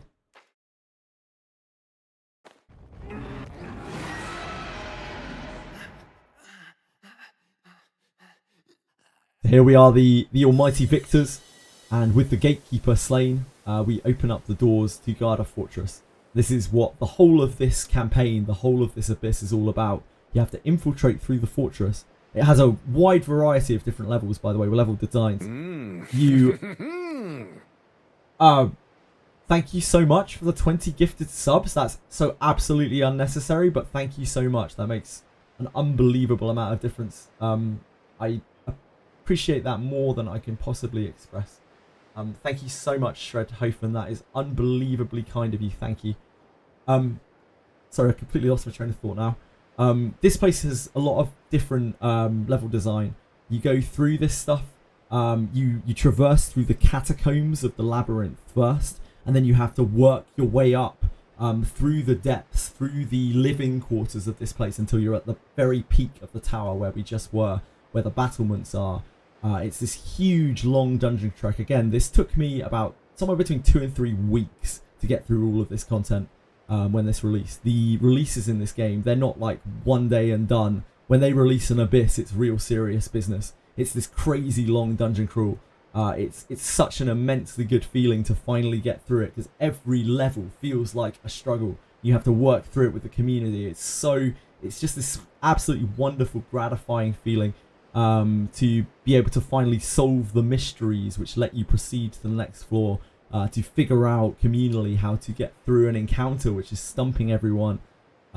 It's an age-lost experience. You don't get this kind of experience in games anymore. It just doesn't happen. And that's why this game is so unbelievably special to me. It's a game from a bygone era. They don't make them like this anymore. It probably shouldn't exist. When you read about how the director got this past the shareholders and got them to produce this, it's actually unbelievable. And the director must be this incredibly passionate gentleman from what we have read about him. He has a real vision for this game, and he wants to see it be completed. They have huge aspirations for this, and so far they've done a very good job in achieving them. Again, thank you so much, Shredhofer. I don't know what else to say. It's just unbelievably kind of you. Thank you. Thank you.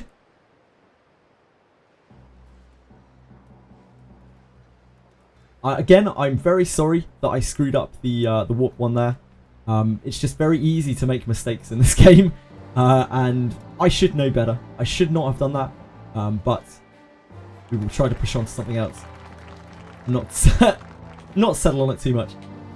So we're the victors of Guard of Fortress. We can now leave. This is not the best ending that you can get. You can get a better ending than this. There are multiple endings to every single story in this game. You will likely have to play, if you want to see everything, you will have to play through each Abyss multiple times to see different interactions with different characters, different outcomes of different variables. And you will have to complete a lot of different challenges and work a lot of things out, or, you know, follow some guides that are now up. Speaking of which, Faster Thoughts, this website, I cannot recommend this enough for anyone who hasn't seen this website. Holy moly. The people who maintain this, it is a total passion project. They earn nothing from it, and they do absolute God's work. Without this, so many players would be lost in this game. It is our reference point for a lot of things, and it's where a lot of our information sort of goes to and comes from. Again, it's this kind of symbiotic process where the whole community helps each other out. We all try to support each other, and we try to get you know, things like Faster Thoughts website updated so that everyone can make their way through the game at their own pace and enjoy it to the best of their ability. Some people like working things out for themselves. Other people can really do with a helping hand here and there. And there's no shame in that. It's a difficult game. It's a really difficult game. And it's sometimes a confusing game. I don't know how old a lot of you guys are. I'm getting on a bit. I remember the days of games where, you know, the internet didn't exist, where you had to look at guidebooks. You had to buy guidebooks, or you had to wait for a review in a magazine or something like that to be able to see how you get through a problem in a game, or you have to call a video game helpline.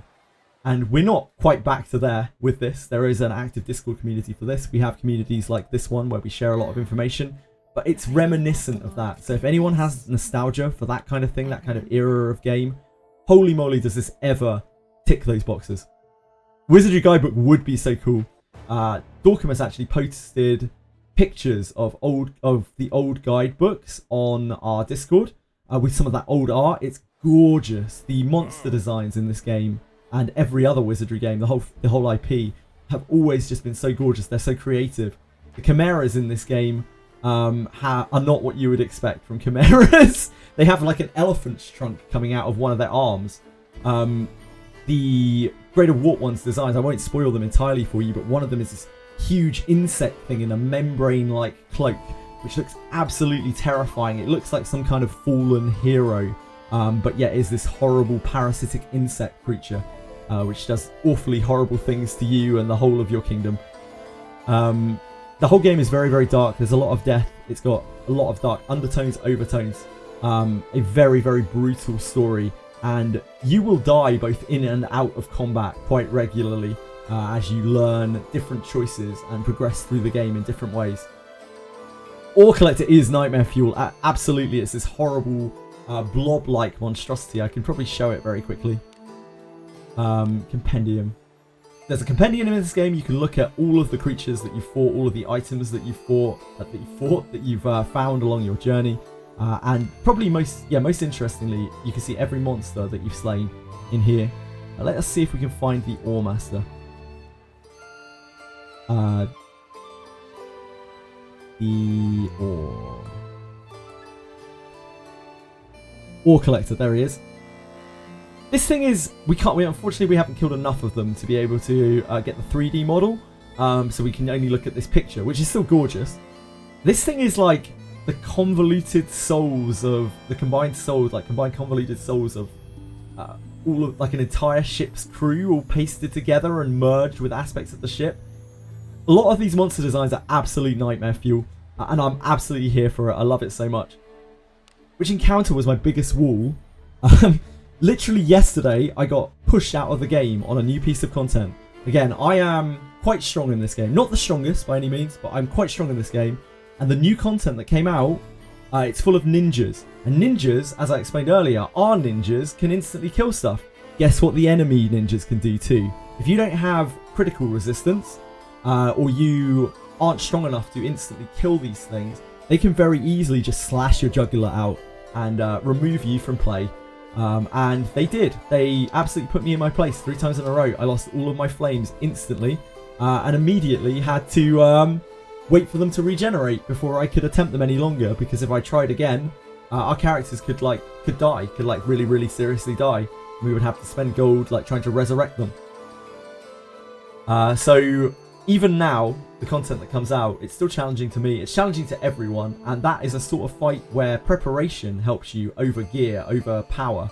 No amount of gear or power would have saved me from those crits, other than if I prepared myself properly with specialist gear to approach the encounter, which I didn't, because I'm a fool. Right. So, we had a look at Dole. We failed miserably on Greater Wart 1. The thing that I would really like to show, I guess we could head down there now. It will take a little while to clear through. This area is quite scary. So let's go back to the inn. Did we have a tavern talk? Welcome to the Guild Yeah, we did. Tavern. So I can show off the tavern talk quickly. This is one of the lovely communal things of the game. And this is a chap that we helped earlier in the story. We have already got him. There are bond mates in this game. You can, by befriending NPCs, you can earn their trust. And although they won't join you on your adventure, they will join you in this phantasmal form where they assist you as bond mates, and you can attach up to 5 bond mates to each character. Those are going to boost your stats in different ways, and there's a lot of customization to happen there. There are about 8 or 9 or 10 different systems in this game for customization. They're all stacked up on top of each other. If you like optimizing characters, this game is absolutely fantastic for it. It's one of the most like optimizer's dream games ever. The amount of time you can spend grinding and perfectly getting the right min-max stats on your gear. You could spend hundreds, thousands of hours in this game and probably still not reach like the tippy top, the best gear that you could possibly get. So Gerolf wants to talk here. He wants to talk about something that happened on our adventures. So I don't know what would have happened. Maybe we triggered some traps. You have to choose which drink you want to give your party. Depending on who's here, they're going to like or dislike this. And we're giving the drink to all of them. So if we give beer to him, then he's going to be like, he's going to be fine with it. The other people, oh, they're not going to mind. They're not going to mind too much because it's just for him. But this question that we answer, they're all going to answer. So whatever we choose for this, the rest of the party is going to disagree with us. We're not just talking to Gerolf here. We're talking to the whole party. They're all going to chime in on what we're saying. So if we want to keep the peace, we have to pick a fairly neutral option with all of the people around this table. Or if we want to particularly build trust with one companion, we may have to alienate our other companions in doing so. Yes. So it's always this balancing progress. They'll give us all of their input onto this. She's obviously very religious. She just likes killing. What do you think facing a greater warp one? So if we pick an arrogant answer, like these characters are probably going to be like, yeah, that's true. I think she might be, it was disgusting. It might be her answer because she is this like cultist princess who's happy to get her hands dirty, but she also keeps up this air of being, you know, this very well-to-do, very sophisticated creature. Who's better than all of this, as she has imprisoned a god inside her body. Lana is probably going to want us to be realistic. Now, because we would like to work on Lana's trust right now, I'm gonna try to pick this. I think this is the right choice to gain trust with Lana. Gerolf is actually surprisingly chill with that. Oh no. He's so unhappy with us about that. He's like, how could you be so weak? Show no signs of fear at all. Your bearing same as ever. Gave me courage. A leader indeed. You did not seem scared from what I could see. Very inspiring because we're being honest with her. She wants to trust us. You were not afraid, were you? Alice will think very little of us for giving a scaredy cat answer. Though Agora and I, his maiden, were with you. Like how? That's such insolence. How dare we? She was with us. How could anything bad happen to us? Keen bloodlust. Again, she only talks about murder. Rene only cares about murder. Long has it been since feeling it has lingered in my hand after a kill. I knew you could do it. So each character has its own personality, and you get these gatherings at the inn pretty much constantly after every adventure you do. It's a little minor thing. It works on their trust. And one day we hope to rebuild our Lana Vale's trust. We got hit by a very nasty trap about 3 months ago that destroyed our trust with Lana Vale, and we've been trying to rebuild it ever since. Once again, this game punishes you if you make stupid decisions. Don't make stupid decisions. Have a good one. I'm just going to rest at the inn, and then we are going to go down to the darkest, deepest, most hidden depths of Garda Fortress. Garda Fortress has many hidden secrets, many who are not even known by some of the people who have lived there their whole lives. And this would be one of them. It is the house of something much greater, much darker than the denizens of Garda Fortress themselves. Do come again. Don't listen to Lulu when she tells you to break a wall. Don't listen to Lulu when she tells you to do basically anything. Half of the time she'll guide you very well, and half of the time she'll get you to do something stupid and then be like, that was stupid, you're an idiot. I love Lulu. I really do love Lulu. She is a fantastic character. She could not grow on me anymore. I really started to not like her at the start of the game, and she only just grew on me and grew on me and grew on me. And she's probably my favourite character in the whole game, with the possible exception of this chap that we are about to go and visit. So fun. We need to go back to Garda Fortress. Just too smug, yeah, indeed. We need to go to the edge of town. And we need to head over to the 4th floor, this tunnel. This tunnel is an intermediary section between the catacombs of this place and the lower levels, the castle proper that we have to clear through. And this is the home to many skeletons. These are actually peaceful skeletons. They're the undead denizens of Garda Fortress, the soldiers that used to protect here. They're a little bit mentally unstable because undeath does bad things to you in this game, which is possibly why Lulunade is so weird. But what we're down here to look at is not these skeletons. We are looking for this sewer grate. You can freely look around in this game, by the way. You can look everywhere, and sometimes there are hidden secrets, like all around ceilings and floors and things. We are going for the sewer grate. What's that? Oh no, do we have to redo the quest? No, we don't. We just have to go back to Triumphant Return. Heavens above, it's because we wheeled backwards. We just have to go to Triumphant Return, I think. It should open up. If not, I will quickly do the quest and we'll go in. I think we just curse wheel and it will unlock it. There are so many moving parts in this game. I'm so sorry. Right, ruins. It's as gloomy as always. The curse wheel. And this really just shows how complicated this game is. There's so many things to remember. I think if we wheel back to Triumphant Return with Identify the Mastermind, we should be fine. We should be able to go back to that grate and it should be open. The reason why is there is a quite long quest that we have to do to get down into that grate. It is awkward, and I would have to look up how to do it again. It's something the community had to figure out, and it's actually got a lot of steps in it. It was a really, really hidden away area. So let's try again and hope for the best. Peaceful skeletons exist in Wizardry. Yeah, so undeath. You don't have to be evil if you're undead in this world. But it corrupts you over time, it would seem. Careful. Thank goodness. Okay. So this is, in my opinion, my personal opinion, the coolest area in the game. It's so extra, it's really hidden away, and it kind of laid in secret until people worked out how to get down here. And again, it was a community effort to be able to get down here, to be able to find out the secrets that lay within this place. It's like, again, like an old school RPG. Oh, we are not in the right order.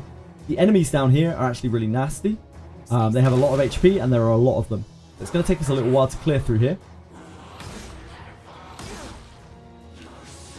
We need to swap back Alice and Benjamin again. They go.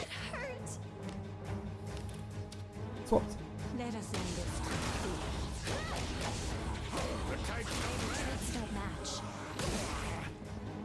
I'm just going to show you a little bit of this place and then we're going to go over to Morgus.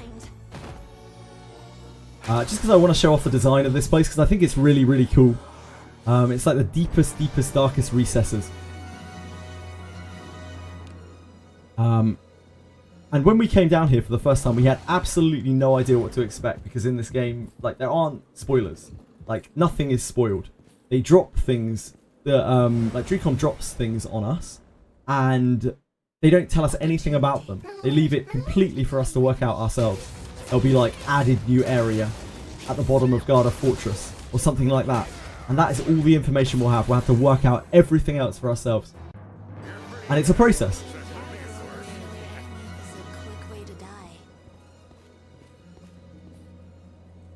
These candles around here are a part of a puzzle to unlock the door later on, which is for treasure. I'm not going to show that off. It's not particularly important, but it's just another cool extra thing that you can do down here. Patch notes look like my lazy commits to get...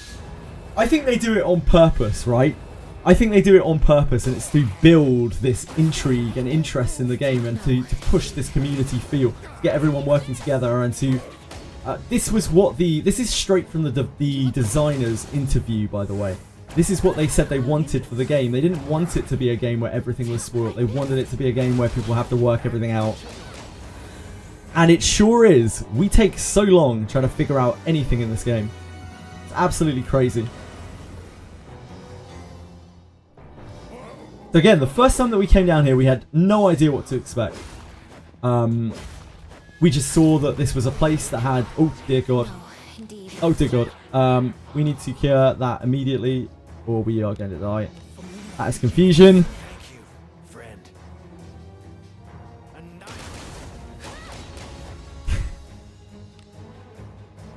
You have no MP left. Oh dear. It's okay. You hit the enemy. Confusion doesn't make you attack your teammates. It makes you attack randomly. It's not as bad as Charm. But it's still not ideal. We can and have died to Confusion lots of times before.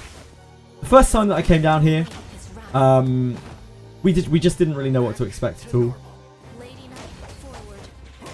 It was a crazy adventure through this unknown place, full of horrible enemies, these real like gatekeeper packs that were harder than most of the things that we fought before.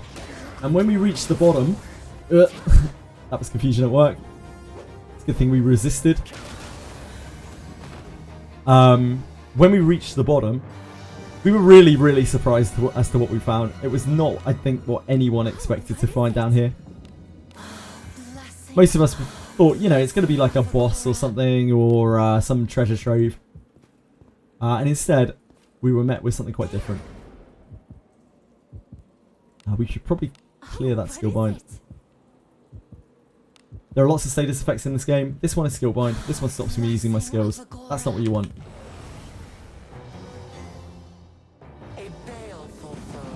These things are bad enough when there's one of them. But when we first came down here, 2 of these, absolutely brutal.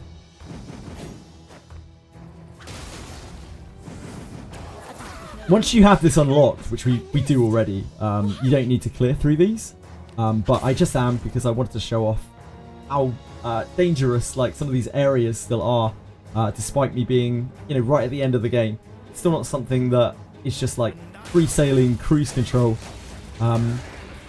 It's something that I still have to concentrate on. I have to stop sometimes. And say that I targeted the backline there, that might have actually killed some of my members. When I first go through the stages, at the start of a new abyss, I have to manual everything. Just because I'm autoing here a lot, don't think that the game is like an entirely auto game. It really, really isn't. It's just that I have to manual. Anytime I do anything challenging, I have to manual. Just that this is not, at this point, that challenging. It can kill us, but I just stop the combat if it does something that gets us to kill us, because I'm used to it at this point. I know what I'm looking for. I know what can kill us. It's how I know exactly what is going to kill us in a second. This guy is very mean as well. This is a horrible pack. Oh, never mind. Bit rude.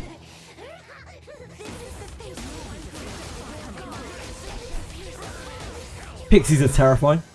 Pixies in this game are so brutal. We've had a couple of quests with pixies, and they are so mean. They just like kill kids and stuff.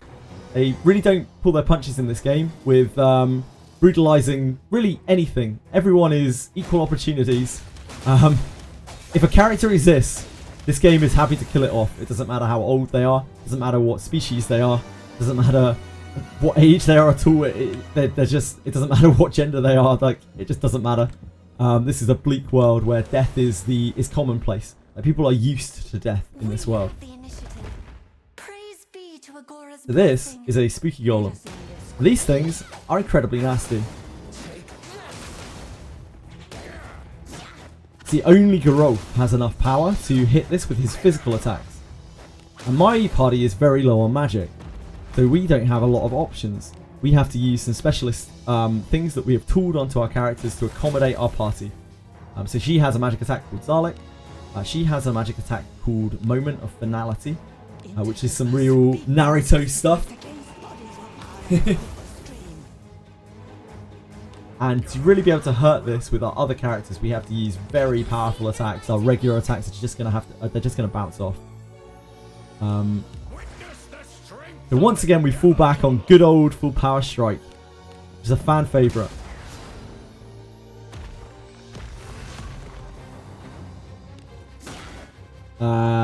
We have to dispel that, right? I think this dispels. It's been a while. Yeah. Ninjas, extremely useful because they can dissipate, but this character is legendary, Rene, but in actual fact, we found out later, like Kiraha, who is the general adventurer that came with her, a lower rarity adventurer, one that's much easier to get, in a lot of situations is actually considerably better than her. So don't think by any means just because this is a legendary adventurer that you need this to succeed. And in fact, as of yesterday or the day before, when was patch? Yesterday, right? Yesterday. Main character can now be a ninja as well, so he can do all of that stuff too. You just need to progress to a certain point in the game. Yeah, it was a golem. You meet more of them in a few different places in this abyss. They're mostly challenge mode bosses.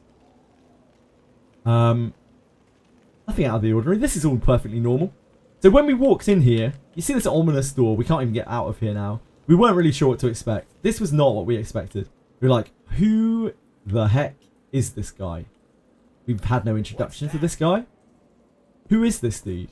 What is this chamber? There are pitfalls. There are green candles everywhere. This looks pretty spooky. It's got a tone of necromancy to it.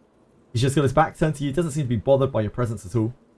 And the reason for that is because this is the realm of a god.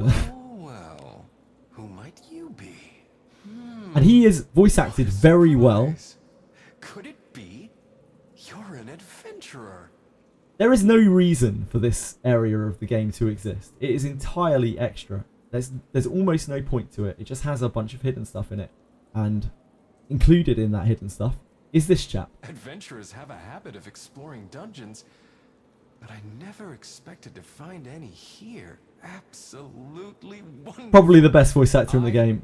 Really, it's genuinely really good voice acting work. Yeah. I am Morgus, god of death. This guy's a god. And this is my secret abode. It has been a while since I last spoke to anyone. Do stay a bit. And he's friendly. He doesn't want to fight you. Had I known He's I was having a friendly. guest, I would have at least prepared a simple tea. He's just bored and lonely.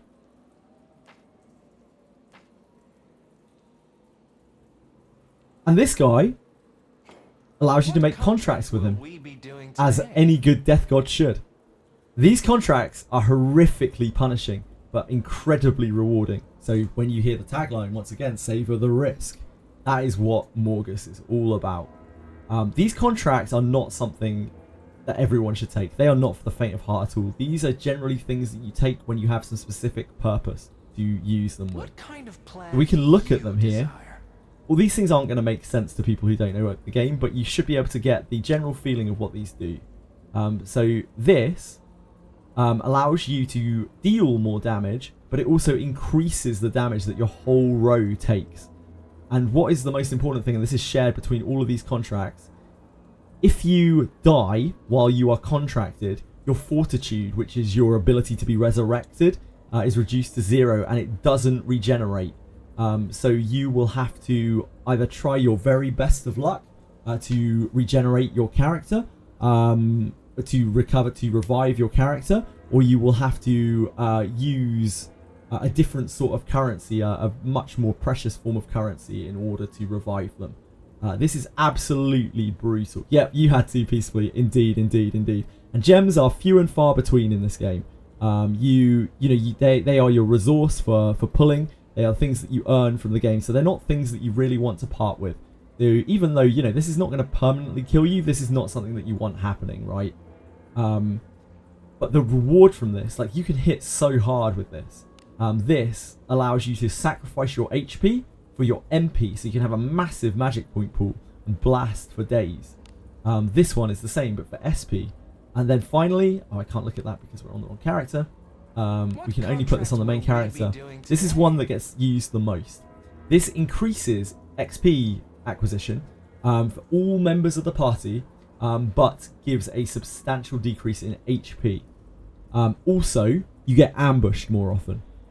And the big downside of this is if you die while you are affected by this, you lose all of your accrued XP that you have earned since you last rested. Normally, that doesn't happen. Normally, you can just res with your flame and you're fine. But with this, you better be sure that you're safe and you're paying attention to what you're doing if you're planning on farming XP this way, or you will be punished. You will be punished horribly. And that is what this guy's all about. It's like a pretty substantial power boost for an absolutely catastrophic negative. Again, these don't get used very much. They're for specific things, and this is totally extra to the rest of the game. You could ignore this. You could never see this. You'd never know this existed. But it's down here, and it's super cool. Too bad. come up with an all-new contract for you, so do come back. Your soul will shine all the brighter. Fight him. Yeah, we will. Don't you worry. Don't you worry. I'm touched. Let's chat with him briefly. People call me Morgus, the god of death. But I don't do anything to them, and I don't take the lives of others. He's a nice guy. I've always loved humans. I'm Morgus the Harmless. I just want to see people's souls shine. Yeah, that's perfectly normal. If you ever hear someone tell you they just want to see your soul shine, then, I mean, what's the big deal? What bad could come from that? High risk, high reward. A life A veritable full saint. of risks Indeed, indeed. makes the soul shine all the brighter. This guy is so... He's voice acted so well. It's genuinely like studio quality voice acting. He's so creepy, but like he's so disarming. I'm still I love him. thinking up fun contract plans that people will jump at. Oh yeah, the other day I offered a dying man a contract to extend his life. He was very happy. Oh, I'm sure he In was. exchange, I'll be taking 1,000 years after he dies. Yeah. I cannot wait for the day he comes to me, having accomplished so many things in his lifetime. Yeah, it's fine. He's actually quite disappointed if you just walk away. Well, really? Even though you came all the way here? Come, make a contract with me. Don't you want me to show to shine? Opportunities like this are rare, you know. You don't know what you're missing. Come, make a contract, even just as a trial. You are worth it. Oh, well, I mean, you know. Okay, so we're going to try fighting him. He's not going to want to fight us. He doesn't want to hurt us. He's a good guy. Huh? Really? Oh, man. Humans do tend to be quick to turn to violence.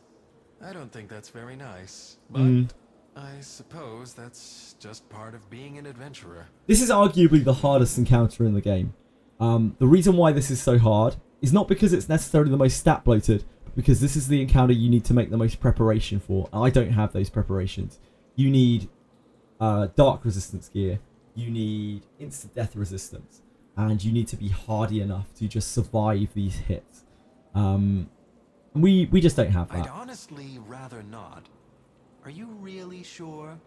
He doesn't want to fight us. He just wants a contract with us. He just wants to see our soul shine. So I'm gonna try this properly. With what we have. I expect us to die almost instantly. But I will just buff a resist buff on ourselves, so we have the most chance of resisting his instant death, which he loves to do. A beautiful shimmering... Okay, Morgus, we get it. You like souls. Oh, what is it? Oh, what is it? We're going to use this low-level poison res spell, but this gives us resistance. So that will help us a little bit, maybe, to mitigate this incoming devastation. That will make your soul shine. Humans do tend to be quick to turn to, but I don't. I'm serious. Oh, well, I'll humor you. And this guy changes in appearance very slightly. If you lose, your soul belongs to me. Oof. Slight change of appearance, slight costume change. He has his own boss theme. And he has a big ass scythe. That is what he fires off at the beginning of the fight. That you can't do anything about that. It just blasts your party for a huge amount of damage, and you immediately have to try to resurrect someone. I can only resurrect one of these guys. So we're going to pick Benjamin. He's our core attacker. That's the minigame that you do when you have to resurrect someone. You have to get the circle within the circle. She stays dead.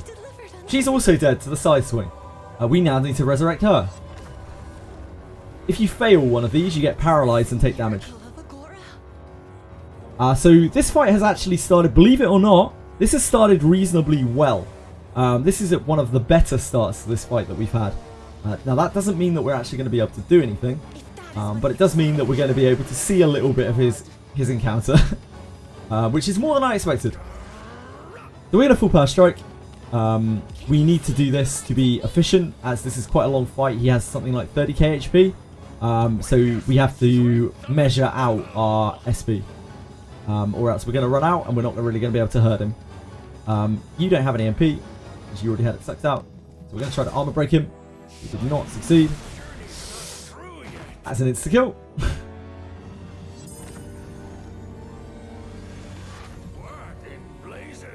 We're fine.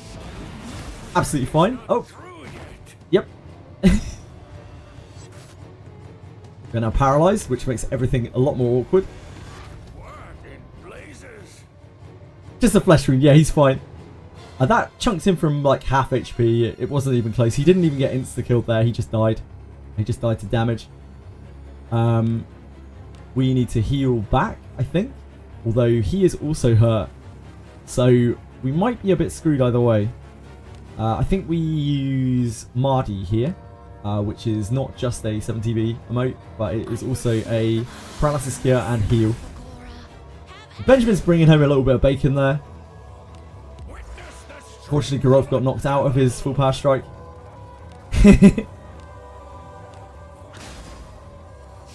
Can't stick that. We just don't have the resistance to be able to soak these hits. And each time one of these characters dies, their fortitude goes down, so each subsequent res gets harder and harder and harder. And when we fail a res, we take damage and we get paralyzed.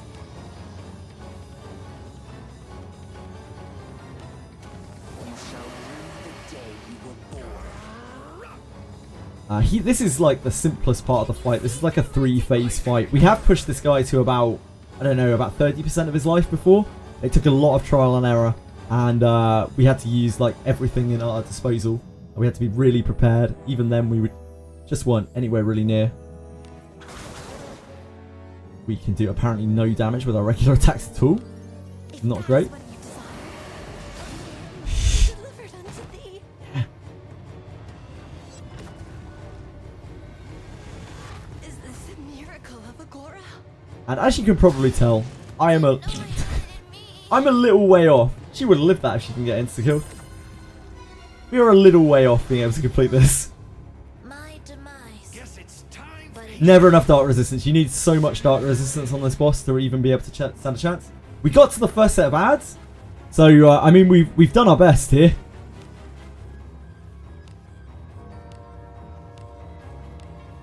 Can you see through my technique?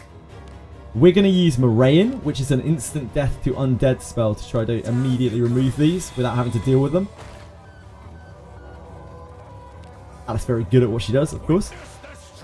Has no problem with that. I don't even know what we can do with you.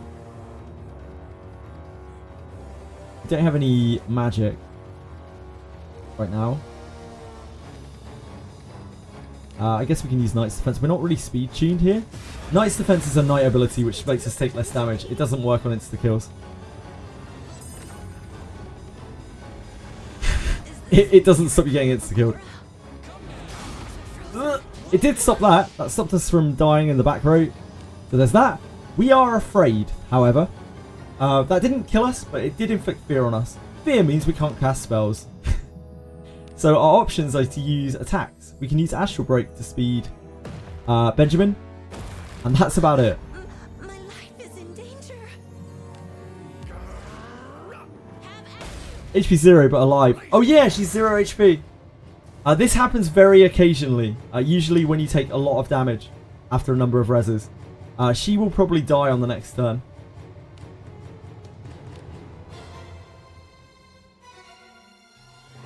I guess we try to cure her thing. Oh, we can't. We don't have any MP. I guess we can try and deal a little bit of damage. Omega Crest is a huge damage nuke. We have to res Alice here. Otherwise we have no healer, and she is already such low fortitude that we probably can't succeed this. And that, my friends, is Morgus. Still so far beyond where I'm at. I would have to farm Den of Light a lot to be able to get the kind of gear that you're looking for. To be able to equip for this. We probably need instant death resist gear as well. There are specific characters that you can use that help a lot with this, but this is something that like a tiny portion of the player base is ever going to clear. It's probably going to be like 0.1%, and that's the kind of content that they make in this game. They make a lot of content which everyone can access, and then they make a few things which are completely extra that you could totally ignore. There's no huge reward from this, by the way.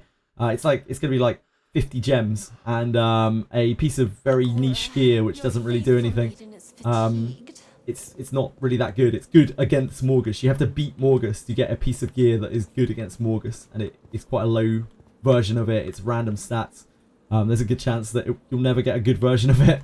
So yeah, in this game, no matter how strong you get, no matter how long you play for, there's a very good chance that you are never going to get strong enough to beat everything. This is not a game where you do everything. This is not a game where you clear everything. This is not a game where you find everything. This is a game where you decide for yourself what your goals want to be, what you want your goals to be, and you work to achieve them. And it feels really, really, really good when you get there.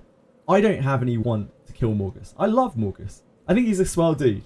I'd rather not kill him, to be honest. I think it would make me feel worse to kill him. And that's just as well, because the amount of work I would have to do to gear my characters to be able to is just unreal.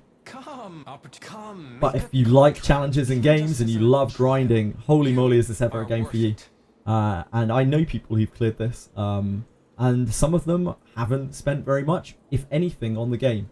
There is a guy who has cleared this with one of the worst adventurers, what is considered one of the worst adventurers in the game, because he's just very specifically good on this fight. It is a knight called Eldorado.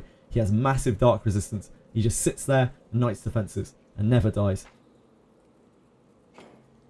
So please don't go away thinking that this game is something you can only do if you spend a lot of money.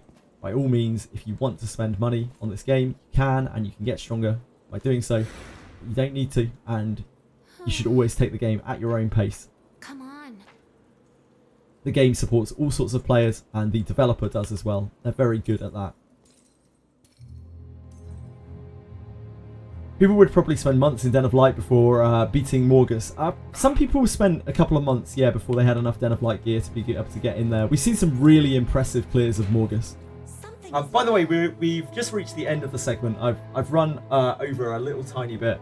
But if anyone has any questions or anything, I would really, really appreciate it if you asked. Like, I can help with absolutely anything. I love talking about the game. And I'm always here. Even if I'm not streaming this game, I always love to talk about this game.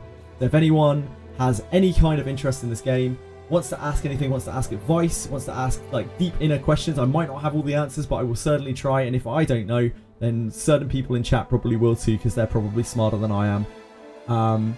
I hope, even though I fumbled through it a bit, that you enjoyed the segment. That is it for the sponsored stream. I'm going to keep playing this for a little while tonight, but it is very late here, so I will have to get to bed soon. Thank you all for watching it. I really appreciate it, and I can only hope that it was satisfactory to the client of the advertising chap, who very kindly included me in this. So a big thanks to him once again for allowing me to be part of this. I appreciate it a great deal.